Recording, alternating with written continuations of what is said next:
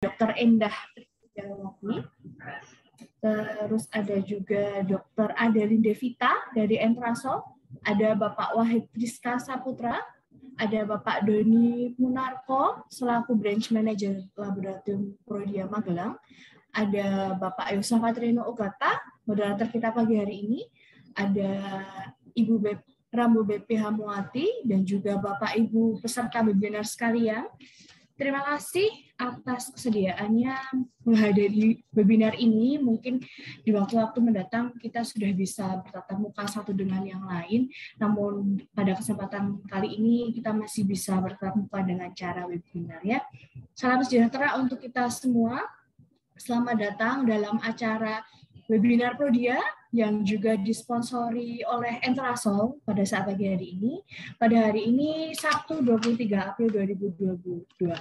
Sebelumnya saya perkenalkan kembali untuk pembicara, moderator dan peserta yang sudah bergabung pada webinar pagi ini ya. Kepada yang terhormat Dr. Endah Triwindawati selaku pembicara pertama. Yang saya hormati Bapak Apoteker Wahid Rizka Saputra Magister Farmasi selaku pembicara ketiga. Yang saya hormati Dr. Adelin Devita dari Entrasol selaku pembicara ketiga. Yang saya hormati Bapak Ayusa Fatrino Ogata selaku moderator kita pagi hari ini. Yang saya hormati Bapak Doni Munarko selaku Branch Manager Laboratorium Prodia Magelang. Yang saya hormati Ibu Rambu BP Hamuati, Magister Farmasi selaku Regional Marketing Manager Central Java Region. Dan juga Bapak Ibu sekalian yang tentunya sudah berkenan peserta webinar ya pada Prodia pada pagi hari ini. Perkenalkan saya Intan selaku pembawa acara webinar pagi ini. Pertama-tama mari kita panjatkan puji syukur kehadiran Tuhan Yang Maha Esa karena berkat rahmat-Nya kita di sini masih bisa berkumpul bersama untuk menimba ilmu tentunya dan para narasumber yang luar biasa pada saat pagi hari ini. Meski kita masih bertatap muka secara online ya, Bapak Ibu sekalian, sebentar lagi kita akan memasuki Lebaran, di mana ini sudah memasuki bulan puasa dan sekarang sebentar lagi Lebaran gitu ya. Di mana biasanya kita tuh tergoda untuk lebih sering mencicipi makanan-makanan atau sekarang Bapak Ibu sekalian sudah buat cookies-cookies, kue-kue yang tentu saja banyak kalorinya gitu, sudah mulai cicip-cicip gitu ya. Nah, maka dari itu alangkah lebih baik kita tetap sehat dan bugar jelang Lebaran dan juga setelah Lebaran. Tetap sehat dan bugar jelang Lebaran merupakan judul webinar kita pada pagi hari ini. Langsung saja saya bacakan webinar rules pada pagi hari ini.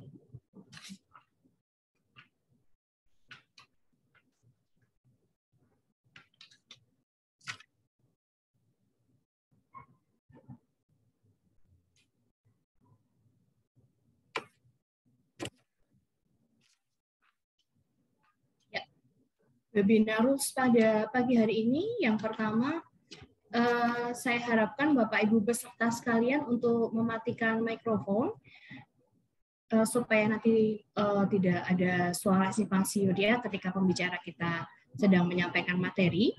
Dan juga saya harapkan untuk Bapak Ibu peserta sekalian untuk mematikan video, agar kita bisa sama-sama fokus kepada pemateri pada pagi hari ini. Dan juga untuk Q&A session nanti bisa dituliskan di kolom Q&A. Nanti format Q&A-nya, nama peserta, narasumber yang dituju, serta pertanyaan. Contohnya, Nadine, narasumber yang dituju Dr. Endah, terus pertanyaannya. Nah, pada pagi hari ini, webinar kali ini ada 5 door prize bagi 3 peserta yang beruntung. Dan juga nanti untuk setiap peserta yang hadir pada pagi hari ini akan diberikan voucher Entrasol. Nanti bisa menghubungi Mas Obed atau saya. Nanti nomor Mas Obed atau saya Intan ada di ketika terakhir nanti ya. Oke, kita akan masuk ke agenda webinar pagi hari ini, pembukaan oleh saya. Lalu ada sambutan oleh Bapak Doni Munarko selaku Branch Manager dari Lab Prodia Magelang. nanti moderator kita Bapak Yusuf Fatrino Ugata sebagai moderator. Materi seminar yang pertama Dr. Indah Triwindawati. Materi seminar yang kedua dengan Bapak Apoteker Wahid Rizka Saputra Magister Farmasi. Lalu nanti ada dari Entrasol dengan Dr. Adelin Devita. Lalu nanti kita juga ada diskusi dan tanya jawab serta pembagian door prize dan penutup gitu ya. Untuk yang pertama, mari kita sambut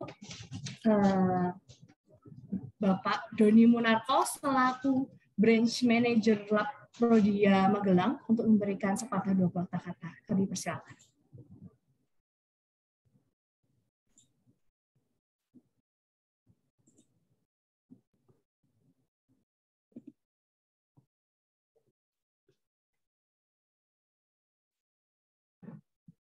Assalamualaikum warahmatullahi wabarakatuh. Selamat siang Bapak Ibu sekalian.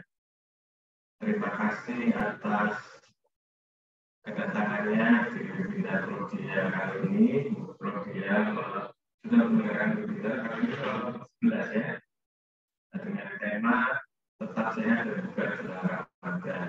Kalau kita sudah sering bertemu di webinar Prodia, kali ini kami bekerjasama dengan Pak Sol dan sebagai pembicara narasumber kami Dr. Indah, narasumber yang sudah kompeten dan ahli di bidangnya.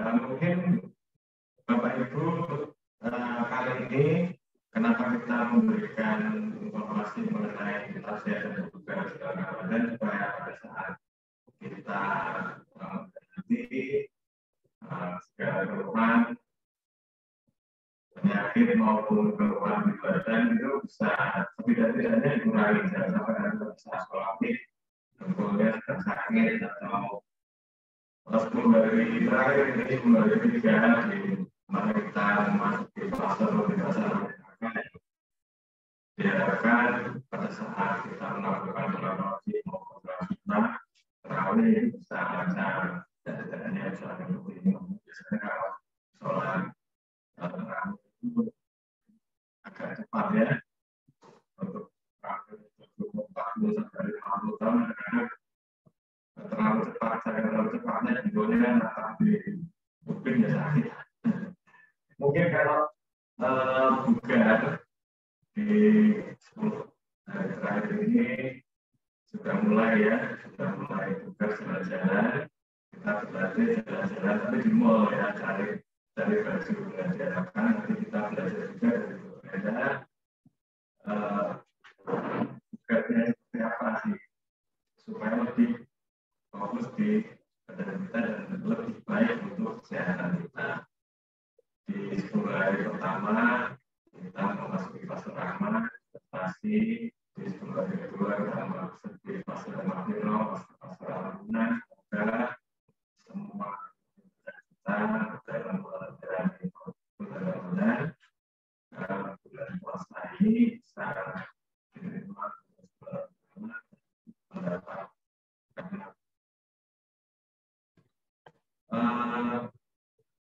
harapannya nanti dalam hari Ramadan kita akan kebaikan dengan mencurahkan daya dan upaya meningkatkan kita.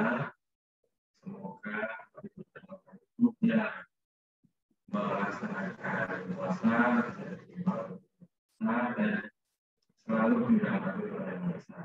Untuk mengucapkan terima kasih atas kehadirannya. Silakan kita belajar bersama. Semoga apa yang kita sampaikan secara ini bisa berguna. Terima kasih. Assalamualaikum warahmatullahi wabarakatuh.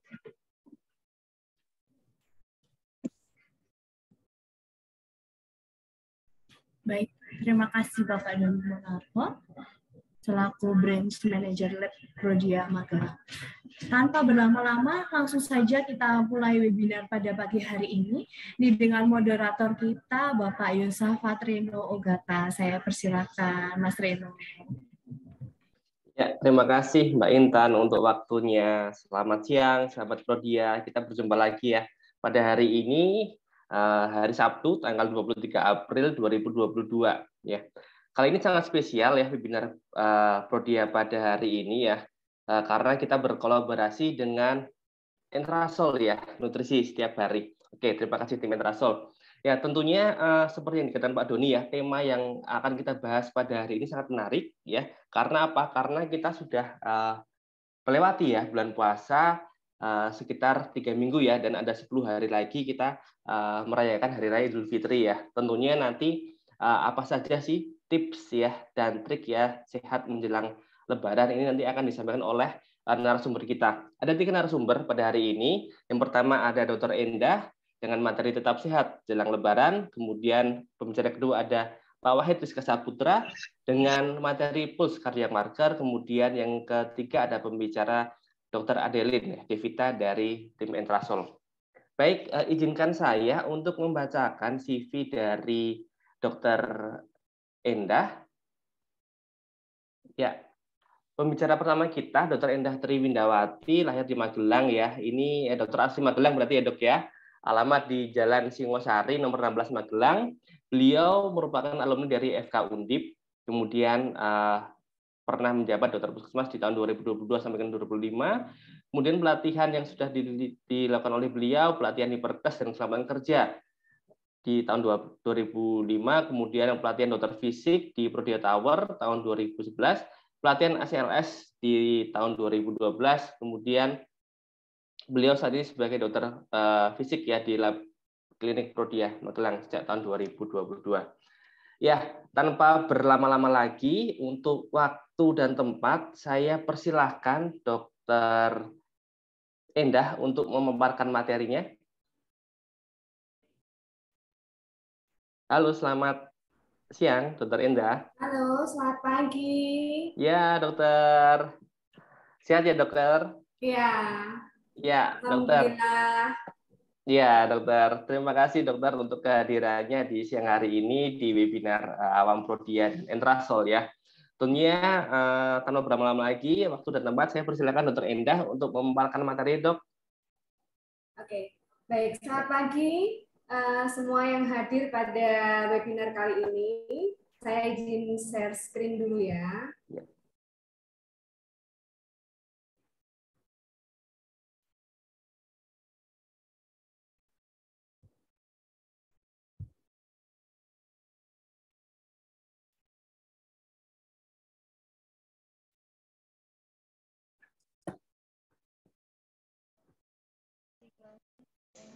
Apakah sudah terlihat? Belum muncul, dokter. Belum ya? Belum muncul, dokter.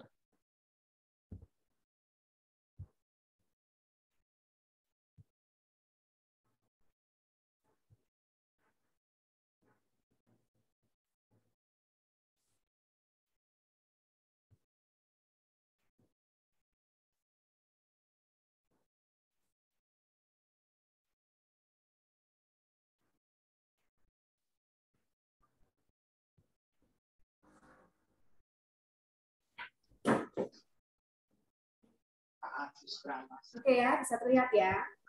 Ya, dokter. Mohon di slide show, dokter. Ya, wait. Ya, silakan, dokter. Oke. Baik, selamat pagi. Hari ini saya akan sedikit sharing tentang bagaimana untuk tetap sehat dan bugar menjelang Lebaran. Sebelumnya saya ucapkan kepada semua yang hadir di sini yang melakukan ibadah puasa Ramadan, semoga kita semua bisa terus menjalankan dengan baik sampai nanti di akhir bulan ya, sehingga kita bisa melaksanakan Ramadan dengan sehat dan bugar. Oke, jadi hal-hal prinsip apa sih sebenarnya yang harus kita perhatikan selama bulan puasa atau Ramadan ini?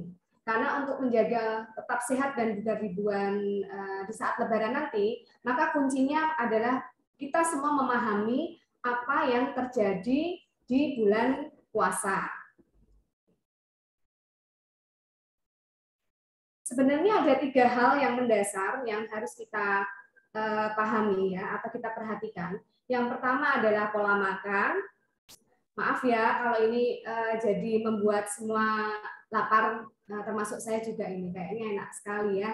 Tapi ini adalah hal yang penting karena selama bulan puasa itu pola makan kita pasti akan berubah ya. Kemudian yang kedua adalah waktu istirahat. Kegiatan-kegiatan yang kita lakukan setiap hari selama bulan puasa itu pasti juga tidak sama dengan aktivitas atau saat istirahat kita di bulan puasa ini. Nah, ini aktivitasnya kita selama bulan puasa. Di malam hari kita akan melakukan lebih banyak hal yang biasanya kita tidak biasa lakukan. Biasanya kalau kita yang muslim ya, yang melaksanakan ibadah puasa, itu biasanya kalau malam kita tinggal sholat isya, selesai, istirahat, santai-santai dengan keluarga di rumah, maka selama bulan puasa ini akan ada satu hal istimewa yang kita lakukan bersama-sama. Ya, kita akan melakukan sholat tarawih dan juga tidak lupa biasanya nih ada aktivitas lain lagi, yaitu bagi-bagi takjil ya, atau menyiapkan takjil. Biasanya ini kita juga udah heboh di sore hari ya, sehingga dari sore buka puasa, isya menjelang malam itu banyak sekali kegiatan yang biasanya tidak kita lakukan di luar bulan puasa. Jadi sebenarnya ada tiga hal tadi, yaitu pola makan, istirahat, dan aktivitas. Itu adalah tiga hal yang berbeda yang bisa kita lihat menjadi tiga waktu ya, sebelum puasa Ramadan, saat berpuasa, dan saat Lebaran. Karena tiga hal ini atau tiga periode ini adalah masing-masing dari tiga periode ini kita mempunyai perubahan metabolisme tubuh yang sangat drastis. Nah, seperti apa itu? Nanti kita bisa lihat bersama-sama. Ya, sebenarnya pengertian puasa Ramadan itu apa dulu? Pengertian puasa Ramadan itu adalah jenis puasa intermiten. Intermiten itu artinya kita hanya makan di waktu-waktu tertentu dan selama waktu tertentu dengan durasi yang berbeda-beda. Tentu tidak sama. Kalau di Indonesia paling berapa? Kita mulai dari subuh sampai maghrib. Ya, mungkin di Eropa di waktu-waktu tertentu itu durasinya bisa jadi lebih panjang ya, bahkan ada yang hampir 20 jam melakukan puasa ini, jadi tidak makan sama sekali. Oke. Kemudian lama puasa ini saya kira semua sama selama 30 hari ya. Kemudian aktivitas ibadah banyak di malam hari, tadi sudah saya singgung bahwa biasanya kita terakhir itu isya, ya paling sholat sunnah ya, hanya beberapa rakaat, tapi dengan adanya ibadah tarawih di malam hari ini bisa merupakan ibadah yang kegiatan yang aktivitas fisik yang lebih banyak daripada biasanya. Dan sholat tarawih ini bisa kita kategorikan sebagai olahraga ya. Itu jadi kalau untuk beberapa orang yang suka olahraga di bulan puasa ini boleh mengkategorikan sholat tarawih sebagai olahraga. Kemudian efek puasa. Apa sih perbedaan ketika kita berpuasa dan ketika kita tidak berpuasa? Jadi yang A ya, ini adalah apa yang terjadi pada tubuh kita ketika kita tidak puasa. Kalau kita makan, ya, kan kita sehari ada yang makan 3 kali, ada yang makan 2 kali, atau bahkan lebih dari 3 kali. Itu maka pertama kali yang dihasilkan oleh tubuh itu adalah glukosa. Ya. Kemudian menghasilkan energi yang akan dipakai, yang akan dikirim ke otot, kemudian dipakai untuk beraktivitas. Bagaimana kalau makanannya berlebihan? Nah, kalau makanannya berlebihan, maka akan disimpan ke dalam 3, yaitu ke dalam otot itu sendiri, ke dalam lemak, dan liver atau hati. Itu kondisi kita jika kita tidak puasa. Kemudian yang B, kita bandingkan, apa yang terjadi ketika kita puasa? Pada saat kita puasa, itu kan tidak ada makanan yang masuk, kan? Ya, kita hanya di sahur sama di buka puasa. Di tengah-tengah itu kan kita nggak makan sama sekali tuh, padahal kita biasanya banyak.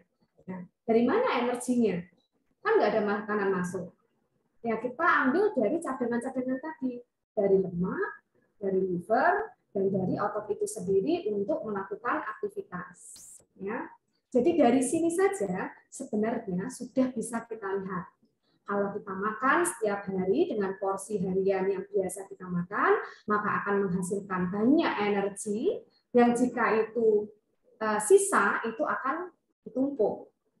Sedangkan ketika kita puasa, karena kita nggak makan, maka tumpukan yang kemarin nih, yang kita nggak puasa, itu yang kemudian diolah untuk menghasilkan energi. Itu perbedaan dasar. Kemudian bagaimana sih lebih jelasnya? Nah, ini adalah efek terhadap berat badan yang pertama kali. Ini adalah efek yang paling banyak dicari sebenarnya. Ya, kenapa saya bisa berkata demikian ya? Karena setiap hari di praktek saya selalu menghadapi orang-orang yang senang malahan karena ketika bulan puasa efek berat badan mereka biasanya turun. Ya, bahkan penelitian pun mengatakan bahwa kalau kita puasa selama 30 hari itu bisa kita lihat di diagramnya. Dari yang kita beratnya 60 kilo, itu bisa turun menjadi hampir 12 kilo selama 1 bulan kita berpuasa. Ya. Efek ini yang kemudian banyak dilakukan oleh masyarakat non-muslim yang ingin memberikan atau yang ingin mendapatkan efek penurunan berat badan. Jadi puasa intermiten itu sudah sekarang banyak sekali dipakai untuk diet masyarakat yang menginginkan weight loss ya atau berat badan turun. Nah, seberapa banyak? Bagaimana? Kapan? Pada saat puasa itu kita mendapatkan efek penurunan berat badan itu. Ternyata dari sebuah penelitian, 5 hari pertama itu adalah kita bisa mencapai penurunan berat badan yang sangat besar. Itu di hari pertama sampai hari kelima. Ya. Kenapa? Ya banyak hal. Mungkin karena sedang semangatnya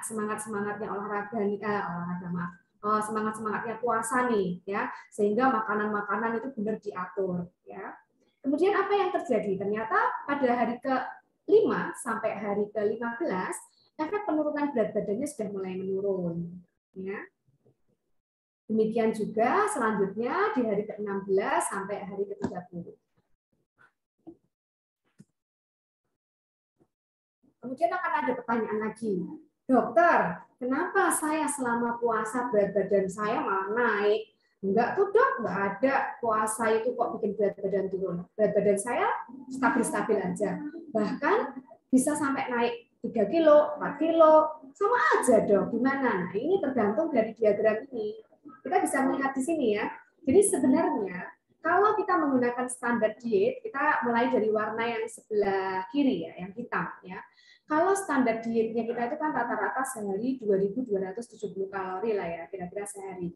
Kalau kita pada saat puasa, ketika kita buka puasa sampai kita sahur, ngemil terus, sama akhirnya kalorinya itu dengan selama kita tidak berpuasa, maka yang akan kita dapatkan ya badan kita akan stabil-stabil saja.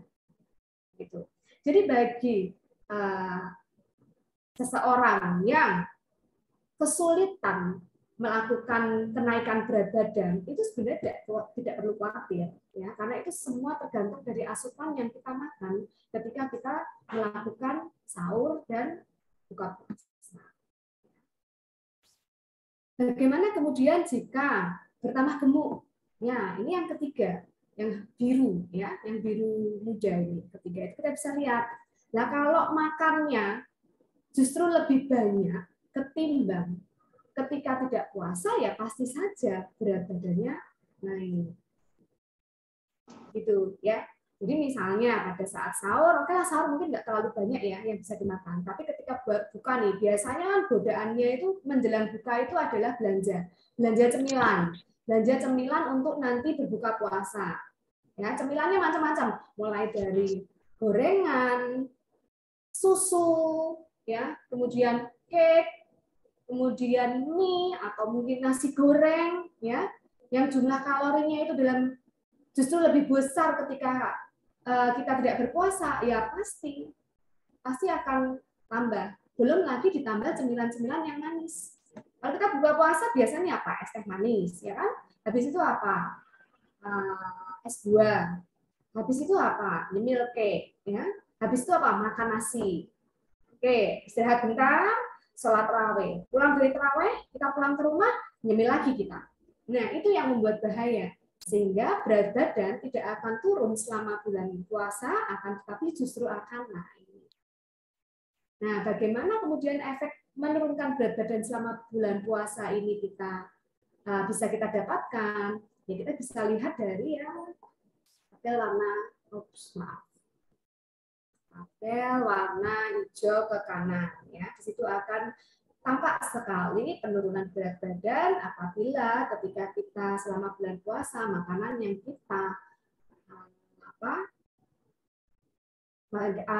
kita makan itu lebih kecil dari kalori harian kita sebelum bulan puasa. Dari sini sebenarnya kita simpulkan bahwa kenaikan berat badan ataupun penurunan berat badan, mau itu bulan puasa ataupun tidak bulan puasa, sebenarnya pada prinsipnya sama saja. Itu tergantung dari kalori harian kita. Kalori harian itu apa? Pagi, siang, sore, malam, ya total dalam satu hari. Jadi kalau ada anggapan, kalau bisa menurunkan berat badan, kalau hanya tidak makan malam, apakah berat badannya bisa turun? Jawabannya apa? Ya belum tentu. Kalau dari makan pagi, makan siang, ditambah cemilan sore, atau menjelang tidurnya itu masih ada. Gitu ya. Kemudian perubahan profil metabolisme setelah puasa Ramadan itu apa aja? Ya, yang pertama dan pasti ini adalah perubahan profil dari lemak. Ya, ada perbaikan HDL, perbaikan rasio HDL-LDL, perbaikan trigliserid, perbaikan kontrol gula darah. Ini harus diperhatikan terutama bagi peserta yang menderita penyakit DM atau gula darah ya. Nah, ini harus diperhatikan. Sebelumnya memang sebelum bulan puasa itu harus sudah ada penyesuaian dosis obat dulu ya yang dilakukan. Ya. Karena pada saat puasa biasanya gula darah kita itu terkontrol. Bahkan ada beberapa yang bisa turun drastis. Kemudian yang tadi sudah kita bahas adalah penurunan berat badan. Ketika kita sudah selesai masalah makan ya atau pola makan yang kita lakukan pada sebelum Ramadan dan saat Ramadan, maka sekarang ini kita akan melihat perubahan aktivitas kalori harian, ya, aktivitas harian. Ya, ternyata saat Ramadan dan sesudah Ramadan itu berbeda. Mungkin memang kalau kita lihat secara aktivitas selama Ramadan ini beberapa atau kebanyakan orang itu aktivitasnya memang tidak sama. Contohnya kalau di dunia perkantoran biasanya dimulai lebih siang dan pulang lebih awal. Sedangkan pada setelah Ramadan atau Lebaran nanti kembali akan jadwal kembali seperti semula. Kemudian biasanya pada saat Ramadan orang yang aktif berolahraga setiap hari atau seminggu 2-3 kali pada saat Ramadan biasanya akan menurun. Dan setelah Ramadan biasanya pola akan kembali seperti semula. Nah, ini perbedaan aktivitas harian saat Ramadan dan Lebaran. Yang Ramadan yang hijau, yang Lebaran setelah Lebaran itu yang pink ya. Jadi kita bisa lihat di sini aktivitasnya pun berbeda. Di pagi hari, siang, sore, dan malam, bagaimana pola aktivitas kita ketika bulan puasa dan setelah Lebaran nanti. Ya, tentu saja yang setelah puasa ini sebenarnya adalah pola kita kembali ke sebelum puasa dulu. Ya. Nah, ini adalah perubahan pola diet saat Lebaran.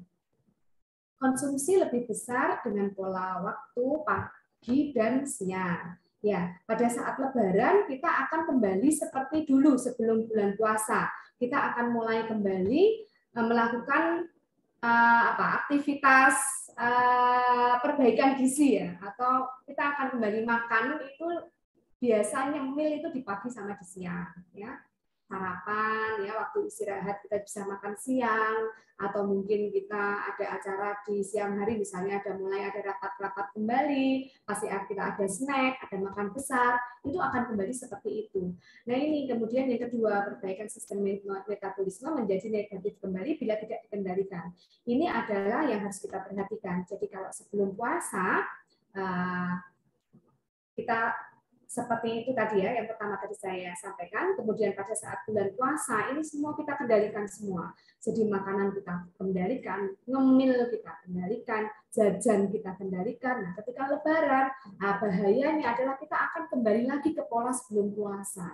Ya, sehingga metabolismenya menjadi negatif kembali. Ya.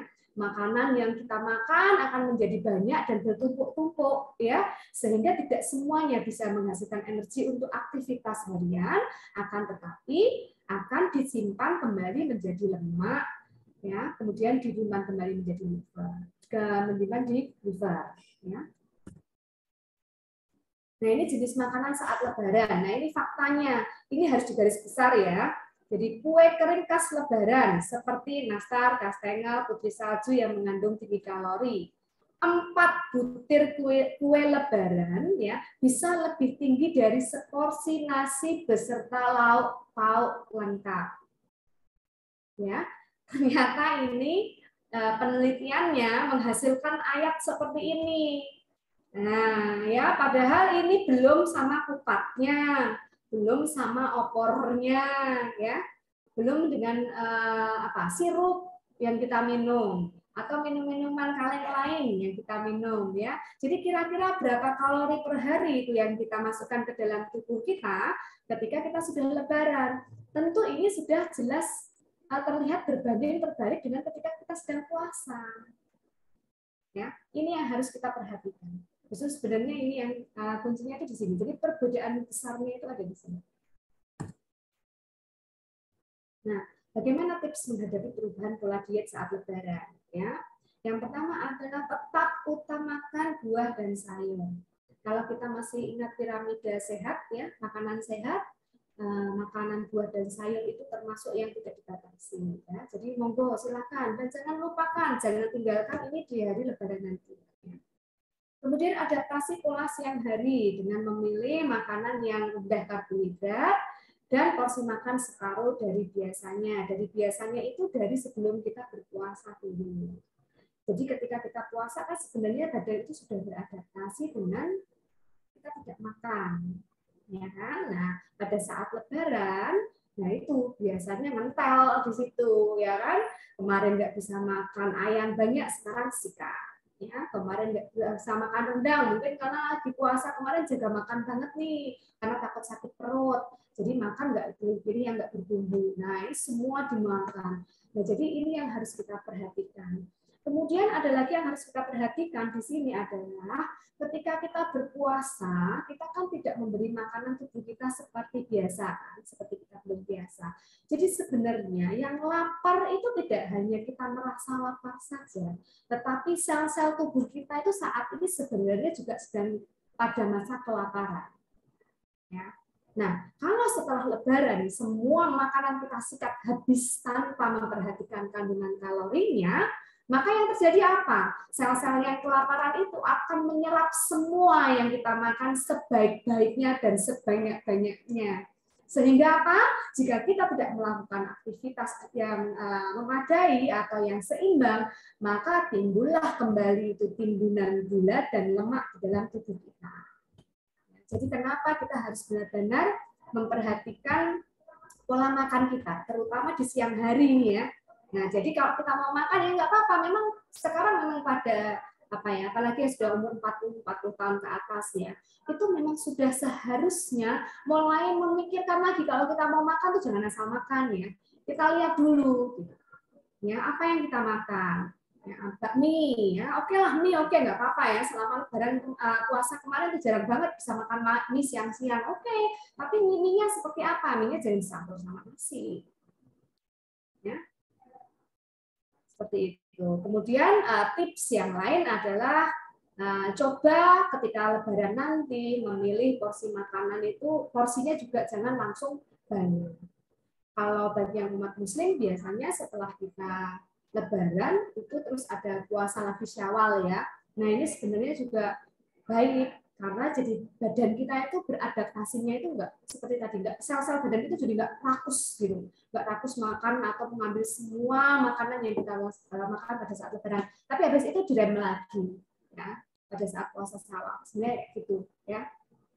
Kemudian batasi snacking berlebihan. Nah, bagi pemirsa yang mendengarkan webinar kali ini, pasti kuncinya sudah tahu bahwa sudah ada ayatnya. 4 saja snack lebaran yang enak-enak itu, ya, itu sudah sama dengan 1 piring nasi atau 1 porsi nasi.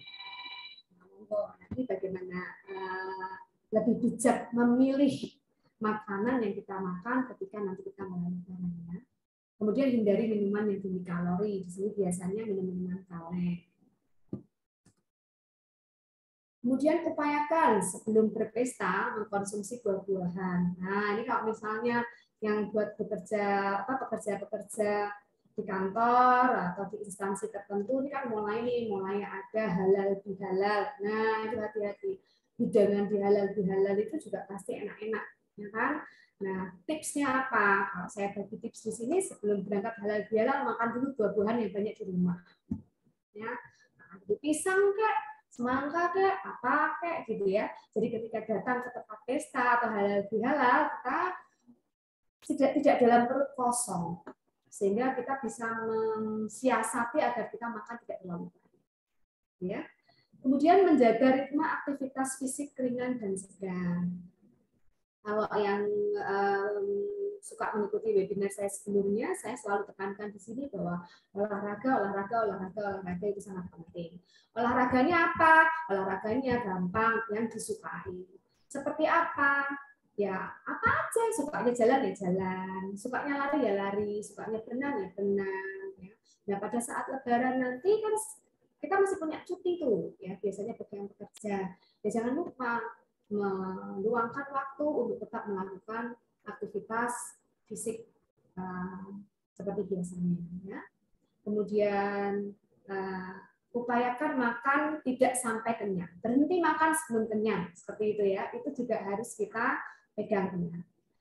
Berkaitan libur panjang, hati-hati dengan pola tidur berlebih. Nah ini biasanya untuk grup yang suka nyaur. Nah, yang suka nyaur ini yang bahaya. Kemarin-kemarin selama puasa kan ada siapin takjil, ada taraweh, ada mungkin kalau yang suka malam ada sholat sunnah, kemudian ada tahajud, pagi-pagi sudah lebih pagi lagi karena kita harus menyiapkan sahur ya. Nah ini nyaurnya itu setelah lebaran ini yang bahaya. Jadi jangan ada kata nyaur ya. Jadi kita biasa saja, tidur juga tidak usah berlebihan, sesuai dengan kapasitas kita setiap hari saja. Risiko perubahan pola diet saat lebaran. Jika dari tadi kita sudah bicara tentang apa saja yang bisa terjadi pada saat lebaran, maka risikonya yang pertama pasti adalah kenaikan berat badan. Ya, kenaikan berat badan ini akan sangat tepat terjadi jika kita tidak memperhatikan tadi pola makan tadi. Ya, jadi selama kita tidak memperhatikan kalori harian kita, ya itu biasanya kenaikan berat badan langsung kembali seperti semula atau bahkan yoyo, justru lebih tinggi lagi. Ya. Dan juga karena biasanya pada bulan puasa ini orang pada males olahraga, padahal sebaiknya olahraga atau aktivitas fisik ringan atau sedang bagi yang sudah terlatih itu juga harus dilakukan. Nah, karena selama bulan puasa itu tidak melakukan olahraga ya sudah ya, biasanya olahraga itu kalau sudah berhenti 2-3 minggu ya mulainya lagi pasti akan males. Seperti itu ya. Kemudian gangguan pola makan dari puasa menjadi seperti biasa menimbulkan gangguan pencernaan yang akan memicu menambah frekuensi makan. Biasanya nih yang punya gangguan kayak mah ya, itu biasanya kemudian oh iya kalau mah itu kan makanya harus sedikit-sedikit tapi sering ya kan. Sedikit-sedikit tapi seringnya ini kemudian diisi oleh kastengel 4, nastar 4, putri salju 4. Nah, itu yang harus dilihat kembali. Terus bagaimana peranan medical check up? Peranan medical check up ini sangat penting ya dengan banyaknya perubahan yang terjadi di dalam tubuh kita dan bagaimana tubuh kita mengalami perubahan selama puasa, sebelum puasa dan setelah Lebaran, maka kita pasti akan memerlukan apa yang disebut dengan medical check up. Ya. Medical check up ini sebenarnya idealnya dilakukan kemarin sebelum puasa, sebelum menjalankan puasa, terutama bagi yang mempunyai riwayat penyakit kronis. Untuk apa? Untuk penyesuaian dosis. Ya. Akan tetapi jika ini sudah pertengahan dan sudah dilakukan, nggak perlu diingetin sama dokter Endah, saya udah tahu kok. Saya kemarin sudah konsul sama dokter pribadi saya dengan dokter perusahaan. Ketika Ramadan saya akan mendapatkan penyesuaian dosis untuk obat-obat yang perlu saya minum. Nah, ternyata perlu diulang lagi nanti setelah Lebaran. Ya, karena apa? Ya, karena kan kita akan kembali lagi ke pola yang lama. Ya. Harapannya apa yang sudah atau efek baik yang kita dapatkan selama bulan puasa itu tetap bisa kita dapatkan setelah Lebaran. Akan tetapi kita hanya manusia biasa kan ya. Jadi kadang-kadang ya kalau kita berhasil sukses pasti itu bisa kita pegang sampai nanti Lebaran. Akan tetapi jika ternyata tidak bisa, medical check up ini akan sangat penting karena ini akan untuk mengetahui berapa kandungan lemak kita, apa pengaruhnya terhadap tensi darah kita, apa pengaruhnya terhadap gula darah kita, seperti itu.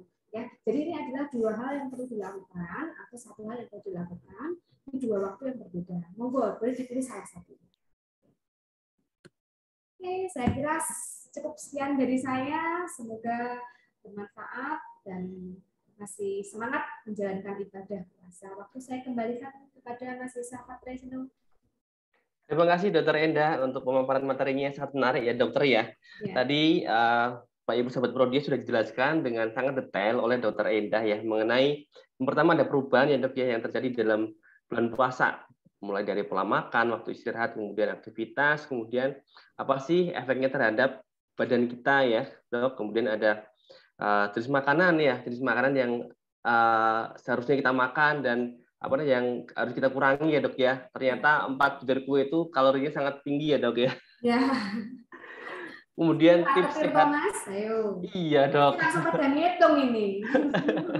Tadi malam saya makan 4 Dok, 4 butir plus makan malam. Aduh, berarti 2 porsi Dok ya, sama aja Dok ya kalorinya ya Dok ya. Baik, terima kasih Dokter Endah. Nanti untuk Bapak Ibu Sahabat Prodia yang akan bertanya bisa mengetik di kolom Q&A ataupun kolom chat ya di akhir sesi nanti setelah dalam sesi diskusi ya nanti setelah pembicara ketiga. Kemudian Bapak Ibu selanjutnya untuk pembicara kedua saya bacakan untuk CV-nya.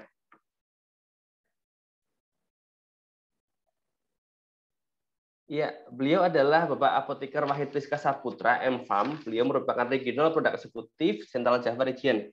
Pendidikan Fakultas Farmasi UGM Jakarta, kemudian melanjutkan di profesi apoteker di UGM juga, dan Magister Farmasi Klinik Biokimia di Unpad Bandung di tahun 2018. Waktu dan tempat saya persilahkan Pak Wahid Rizka Saputra untuk memberikan materi. Baik, terima kasih Mas Reno. Apakah suara saya sudah terdengar? Sudah Pak Wahid, dengan jelas. Baik, terima kasih Mas Reno. Selamat pagi Dr. Endah, selamat pagi Dr. Ada, dan selamat pagi Bapak Ibu peserta pada seminar di siang hari ini. Nah, tadi sudah disampaikan dengan sangat menarik ya oleh Dr. Endah mengenai bagaimana kita bisa tetap sehat jelang Lebaran, dan ternyata makanan-makanan yang kita konsumsi pada saat berbuka puasa kan perlu diperhatikan juga. Nah, pada kesempatan kali ini, izinkanlah saya untuk sedikit berbagi atau sedikit sharing mengenai pemeriksaan di Prodia, terutama pemeriksaan terkait jantung. Kesehatan jantung ini mengapa kita harus peduli? Nah, Bapak Ibu, ini sedikit fakta terkait kesehatan jantung, di mana kesehatan jantung ini merupakan penyebab kematian dan kecelakaan tertinggi di dunia. Kemudian ternyata 70% yang mengalami serangan jantung dan membutuhkan perawatan di rumah sakit ini memiliki kadar kolesterol dalam rentang terapinya. Artinya pasien-pasien ini mengecek kolesterol secara rutin. Namun pengecekan secara kolesterol secara rutin saja tidak cukup, karena di pasien-pasien yang kondisi kolesterol normal masih ada risiko ini 70% terkena serangan jantung. Penyebab lain adalah ternyata faktor risiko tradisional ini kurang akurat dalam memprediksi risiko jantung di kemudian hari. Contohnya adalah faktor risiko tradisional usia, obesitas, kemudian pemisahan kolesterol, ini ternyata kurang akurat. Dan ternyata fakta keempat bahwa lebih dari 50% serangan jantung ini terjadi pada orang dengan kadar kolesterol normal atau hanya memiliki satu faktor risiko tradisional. Dan yang menarik, yang kelima adalah 75% serangan jantung ini terjadi karena terkoyaknya plak yang tidak stabil atau unstable cardiac lesion. Nah, apa itu plak yang stabil? Nah, ini Bapak Ibu sedikit perjalanan terkait penyakit jantung koroner. Nah, penyakit jantung koroner ini biasanya terjadi karena adanya pembentukan plak yang tidak stabil, kemudian plak lama-lama akan menumpuk, dan pecah. Kalau misalkan kita boleh analogikan, itu kayak seperti selang. Selang itu seperti pembuluh darah.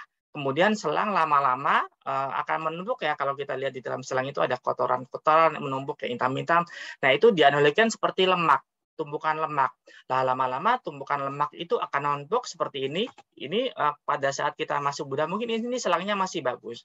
Lama-lama dengan bertambahnya usia, pola makan kita jelek, pola olahraga kita jelek, kemudian mungkin ada terkait faktor genetik juga. Nah, lama-lama lemak akan menumpuk di sini. Kemudian menumpuk akan berbentuk benjolan. Nah, dan kelamaan-lamaan benjolan ini akan pecah. Pecah, kemudian pecahan ini akan terbawa. Nah, terbawa kemana? Ya, bisa terbawa ke pembuluh darah jantung, ya nanti akan menyebabkan serangan jantung. Bisa juga terbawa ke otak, atau yang nanti akan menyebabkan stroke. Nah, dahulu tidak ada pemeriksaan yang dapat digunakan untuk mendeteksi bagaimana proses pembentukan plak. Nah, sehingga untuk serangan jantung ini angka kejadian lebih tinggi. Namun sekarang sudah ditemukan untuk biomarker atau penanda untuk pembentukan plak. Nah, ini Bapak Ibu untuk biomarker penentukan plak atau penanda pembentukan plak. Yaitu ada HDL untuk membantu menentukan LDL, kemudian ada Fosligan, HGF, isosaksin, kemudian ada SFAS, IL6, MPC3, CETAC, dan HbA1c. Nah, 9 biomarker ini ternyata dalam penelitian ini adalah penanda-penanda utama yang apabila plak ini mulai terbentuk, dia akan meningkat lebih dahulu dibandingkan dengan pemeriksaan kolesterol standar. Nah, apakah yang akan didapat dari pemeriksaan pulse cardiac marker ini? Nanti Bapak Ibu akan mendapatkan relative risk, yaitu skor untuk pulse cardiac test. Bagaimana risiko Bapak Ibu ini akan terkena serangan jantung 5 tahun ke depan menurut penelitian. Apakah risikonya normal? Jadi 5 tahun ke depan ini tidak ada risiko untuk terkena serangan jantung. Apakah resikonya ini borderline atau ini lampu kuning Bapak Ibu, lampu kuning untuk terkena jantung 5 tahun ke depan? Ataukah faktor relative risk-nya atau resiko 5 tahun ke depan terkena serangan jantung ini tinggi atau elevated? Kemudian di pemeriksaan ini akan didapatkan juga usia jantung. Jadi ini akan dihitung usia jantung berdasarkan faktor resiko pulse atau profil pulse dibandingkan dengan usia kronologis. Misalkan usia jantung menurut pemeriksaan pulse ini 67. Padahal pasiennya sendiri usianya 40. Jadi kan ada selisih sekitar 27 untuk usia jantungnya. Jadi nanti pasien akan disarankan untuk mengurangi hal-hal yang dapat memperburuk kondisi jantungnya. Kemudian ini Bapak Ibu juga untuk ada skor yang diharapkan, yaitu skor pulse yang diharapkan pada populasi sehat dengan usia dan jenis kelamin yang sama. Jadi kita nanti ada acuan. Oh, seharusnya tuh skor pulse saya harusnya segini. Kok saya nilainya segini? Jadi saya bisa melakukan perubahan yang signifikan. Nah, ini untuk contoh hasilnya. Ini ada skor pulse yang diharapkan. Kemudian ini ada untuk biomarkernya. Bapak Ibu ada 9 biomarker. Ini contohnya, ini yang merah ini yang biomarker yang dia meningkat. Kemudian yang hijau ini biomarker yang nilainya menurun. Kemudian nanti ada juga akan deskripsi hasilnya. dari sisi plus call-nya, kemudian ini ekspektasinya berapa, kemudian selisihnya berapa. Selanjutnya ini ada hasil pemeriksaan laboratoriumnya dari masing-masing biomarker.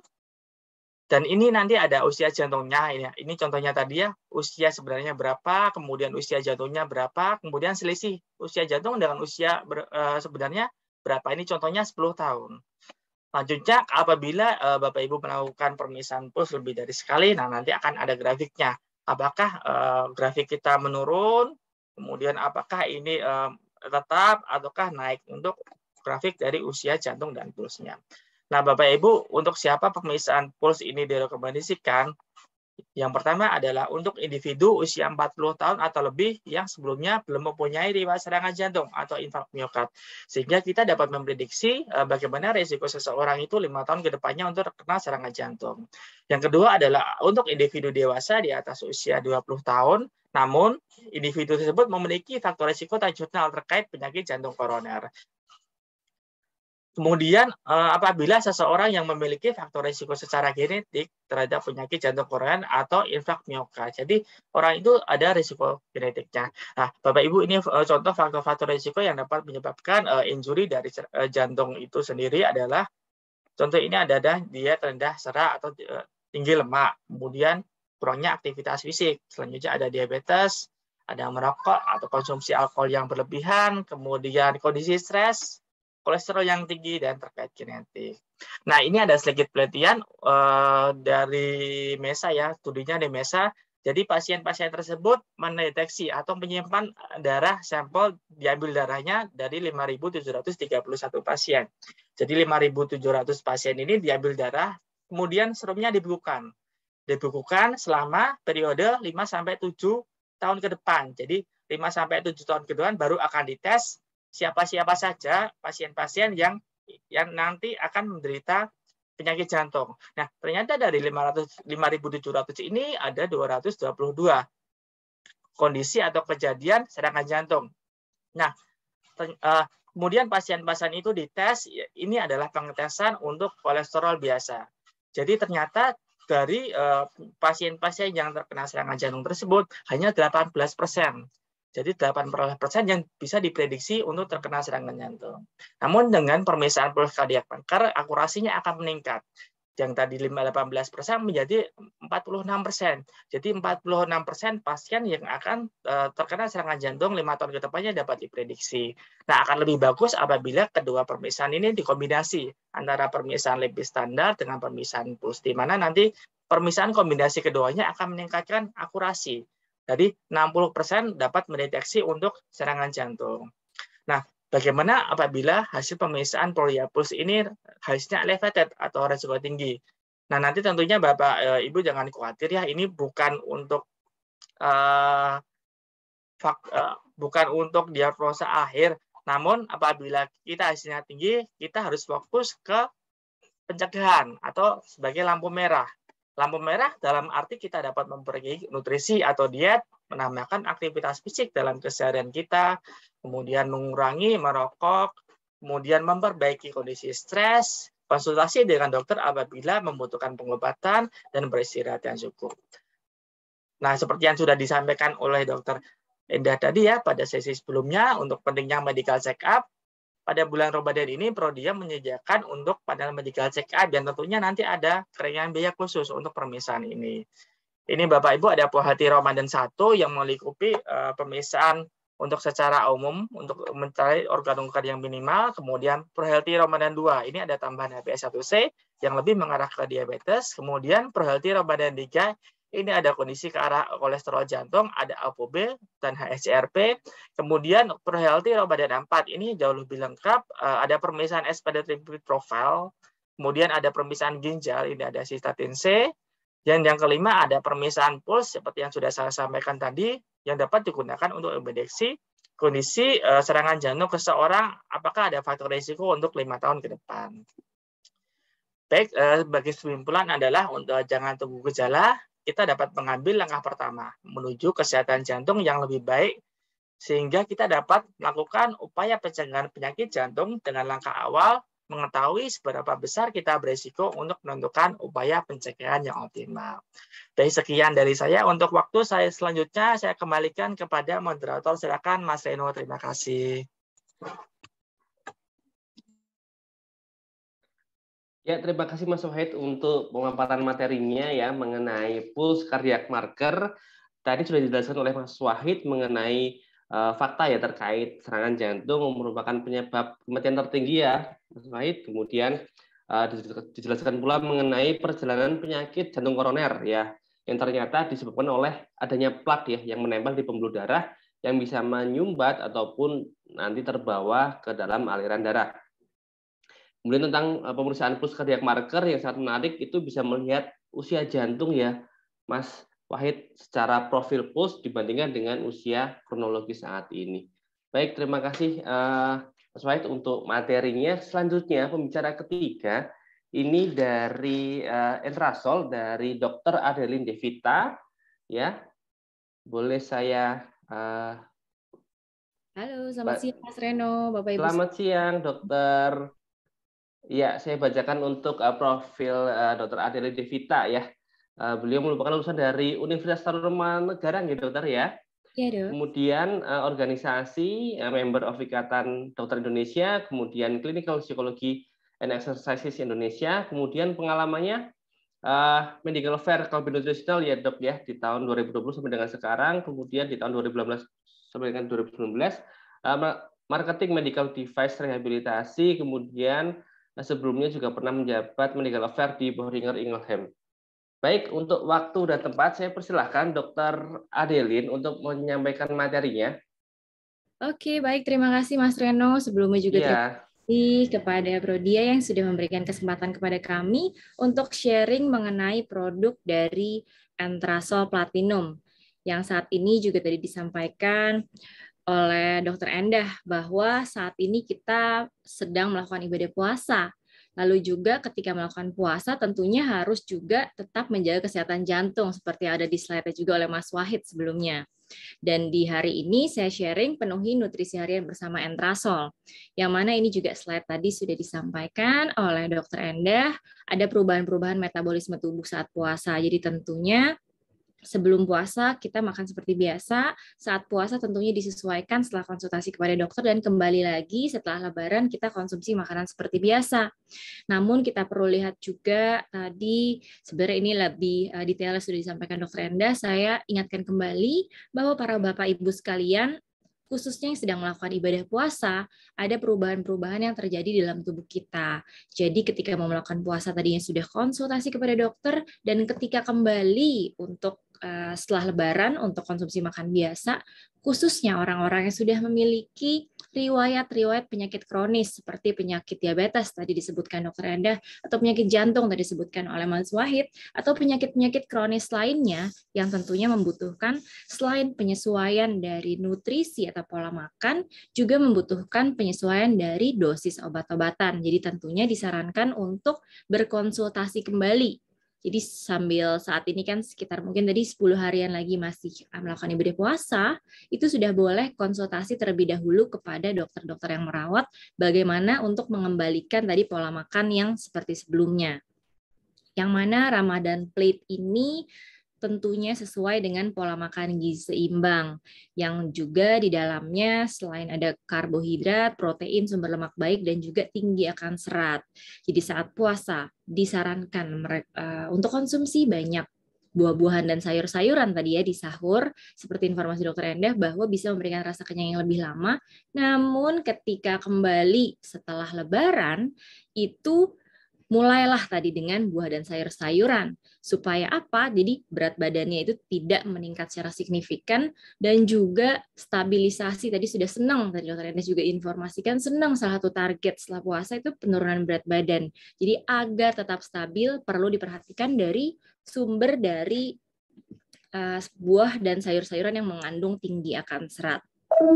Yang mana juga kita lihat bahwa supaya dapat mendapatkan jantung yang sehat, jadi sambil puasa nih, bukan sambil puasa ya, saat puasa saat ini tentunya perlu memperhatikan khususnya dari kesehatan jantung. Yang mana tadi juga disebutkan oleh Mas Wahid bahwa orang-orang saat ini rentan mengalami penyakit jantung. Atau penyakit jantung ini merupakan penyakit yang nomor 1 atau utama bahkan di dunia berdasarkan referensi dari WHO. Di dunia ini banyak sekali kematian yang diakibatkan karena penyakit jantung. Jadi pada dasarnya khususnya seiring dengan bertambahnya usia, kita perlu lebih memperhatikan juga untuk pola makan gizi seimbangnya. Jadi kalau kita lihat ini adalah piramida yang mungkin Bapak Ibu sekalian sudah sering lihat ya, piramida makanannya seperti apa. Dan di dalam sini saya lebih meng-highlight khususnya yang berkaitan dengan kesehatan jantung. Yang mana salah satunya diet-diet, bukan salah satu saja, tapi salah 2 yang saya sebutkan di sini, ada diet Mediterania dan juga ada yang namanya diet DASH. Yang tentunya kedua jenis diet ini sudah dikenal untuk Bapak Ibu sekalian ya tentunya. Yang mana di dalam diet Mediterania ini dapat membantu untuk menjaga kesehatan jantung. Jadi ketika sahur maupun ketika berbuka ini bisa melihat bahwa ada jenis-jenis diet atau pola makan, sebenarnya bukan diet atau mengurangi bahan makanan, tapi pola makannya. Yang mana pola makan Mediterania ini bisa memberikan manfaat terhadap kesehatan jantung. Yang mana di dalamnya kalau kita lihat, selain ada karbohidrat, kita lihat pada bagian paling bawah, lalu ada juga kita lihat buah-buahan dan sayur-sayuran. Dan di dalamnya yang mungkin tadi sudah saya sebutkan di awal, pola makan gizi seimbang sesuai dengan Kemenkes isi piringku, ini kurang detail untuk disebutkan terkait dengan pemilihan dari sumber-sumber lemak baiknya. Yang biasanya bisa kita lihat ada suatu produk atau minyak zaitun ya, suatu produk minyak zaitun yang tentunya dapat membantu menjaga kesehatan jantung. Serta juga yang berkaitan dengan kesehatan jantung, khusus saat puasa saat ini kita melihat ada yang namanya diet DASH. Jadi untuk menjaga dari tekanan darah, yang mana khususnya orang-orang yang mungkin saat sahur atau saat berbuka, sukanya selain berbuka dengan yang manis, habis itu pastinya makan yang asin-asin. Yang tentunya kalau kita lihat diet DASH ini direkomendasikan untuk menjaga khususnya atau menghitung dari asupan natrium atau garam yang dikonsumsi oleh Bapak Ibu sekalian. Karena dengan adanya asupan garam yang terlalu tinggi dikonsumsi setiap harinya itu dapat meningkatkan dari tekanan darah yang tentunya lagi akan merefer kepada kesehatan jantung. Dan kenapa hari ini Entrasol hadir menjadi salah satu produk knowledge yang disampaikan? Karena di dalam Entrasol Platinum ini selain memang sudah disampaikan mengandung tinggi akan protein, yang tentunya Bapak Ibu sekalian tahu manfaat dari protein untuk metabolisme tubuh dan juga salah satu nutrien yang direkomendasikan untuk dikonsumsi setiap harinya. Juga mengandung ekstrak buah zaitun yang dapat membantu memperbaiki juga tadi peredaran darah, metabolisme tubuh, juga menurunkan dari resiko terjadi penyakit jantung yang nanti akan saya bahas di beberapa slide berikutnya. Yang mana ekstrak buah zaitun ini juga tadi kita merefer kepada diet Mediterania, itu pun direkomendasikan untuk dikonsumsi setiap harinya. Karena selain tadi memberikan manfaat metabolisme yang baik pada tubuh kita, juga dapat memberikan efek antioksidan. Dan tentunya dapat menurunkan oksidasi LDL yang berkaitan dengan kesehatan jantung. Di dalam Entrasol Platinum juga mengandung serat 3 gram per sajian, serta rendah laktosa, yang mana Bapak Ibu sekalian kalau konsumsi suatu produk susu biasanya ada yang mengalami ketidaknyamanan pada saluran pencernaan. Misalkan mual, muntah, tidak nyaman, atau bergas perutnya. Itu biasanya akibat dari intoleransi laktosa. Yang mana di dalam kandungan Entrasol Platinum, laktosanya hanya 1 gram atau masuk dalam kategori yang rendah, sehingga tidak menimbulkan efek-efek yang tidak diinginkan khususnya pada saluran pencernaan. Jadi Bapak Ibu sekalian mungkin lihat di iklan, mungkin temanya tuh lebih nyaman di lambung. Jadi tidak memberikan efek-efek yang seperti tidak nyaman pada lambungnya. Lalu juga mengandung lebih rendah akan gula. Jadi bisa dikonsumsi untuk orang-orang yang misalkan memiliki riwayat penyakit kronis seperti salah satunya adalah kadar gula darah yang tinggi atau penyakit diabetes. Itu boleh untuk mengkonsumsi dari Entrasol Platinum. Yang mana merefer dari rendah gula juga indeks glikemiknya masuk dalam kategori yang rendah. Juga kaya vitamin, mineral, omega 3 dan juga omega 6. Yang mana kita akan bahas satu-satu, yaitu yang pertama adalah protein. Yang mana kita ketahui mungkin semenjak kecil, semenjak kita sekolah, kita ketahui bersama bahwa protein merupakan zat pembangun tubuh dan juga merupakan sumber energi. Di mana juga protein tadi selain memperbaiki dari sel-sel tubuh yang rusak, Apalagi khususnya orang-orang yang misalkan sedang mengalami sakit, dapat juga meningkatkan dari antibodi di dalam tubuh kita. Yang mana kita juga masih di era pandemi menuju endemi, kita harus memperkuat dari imunitas tubuh kita. Yang mana itu kita harus direkomendasikan konsumsi dari protein. Dan juga protein tadi juga memperbaiki atau mendukung reaksi kimia untuk pencernaan makanan di dalam tubuh kita. Jadi direkomendasikan pada usia kita sehat pada umumnya, dewasa sehat, dewasa yang aktif untuk melakukan aktivitas itu adalah minimal 1 gram per kilogram berat badan per hari. Atau kalau bisa kan 1 sampai 1,2 gram per kilogram berat badan per hari. Jadi misalkan berat badan 50 kg Bapak Ibu sekalian ketika nimbang, jadi kalau pilih bahan makanan itu harus yang mengandung proteinnya setidaknya dalam 1 hari bisa mencakup minimal 50 gram.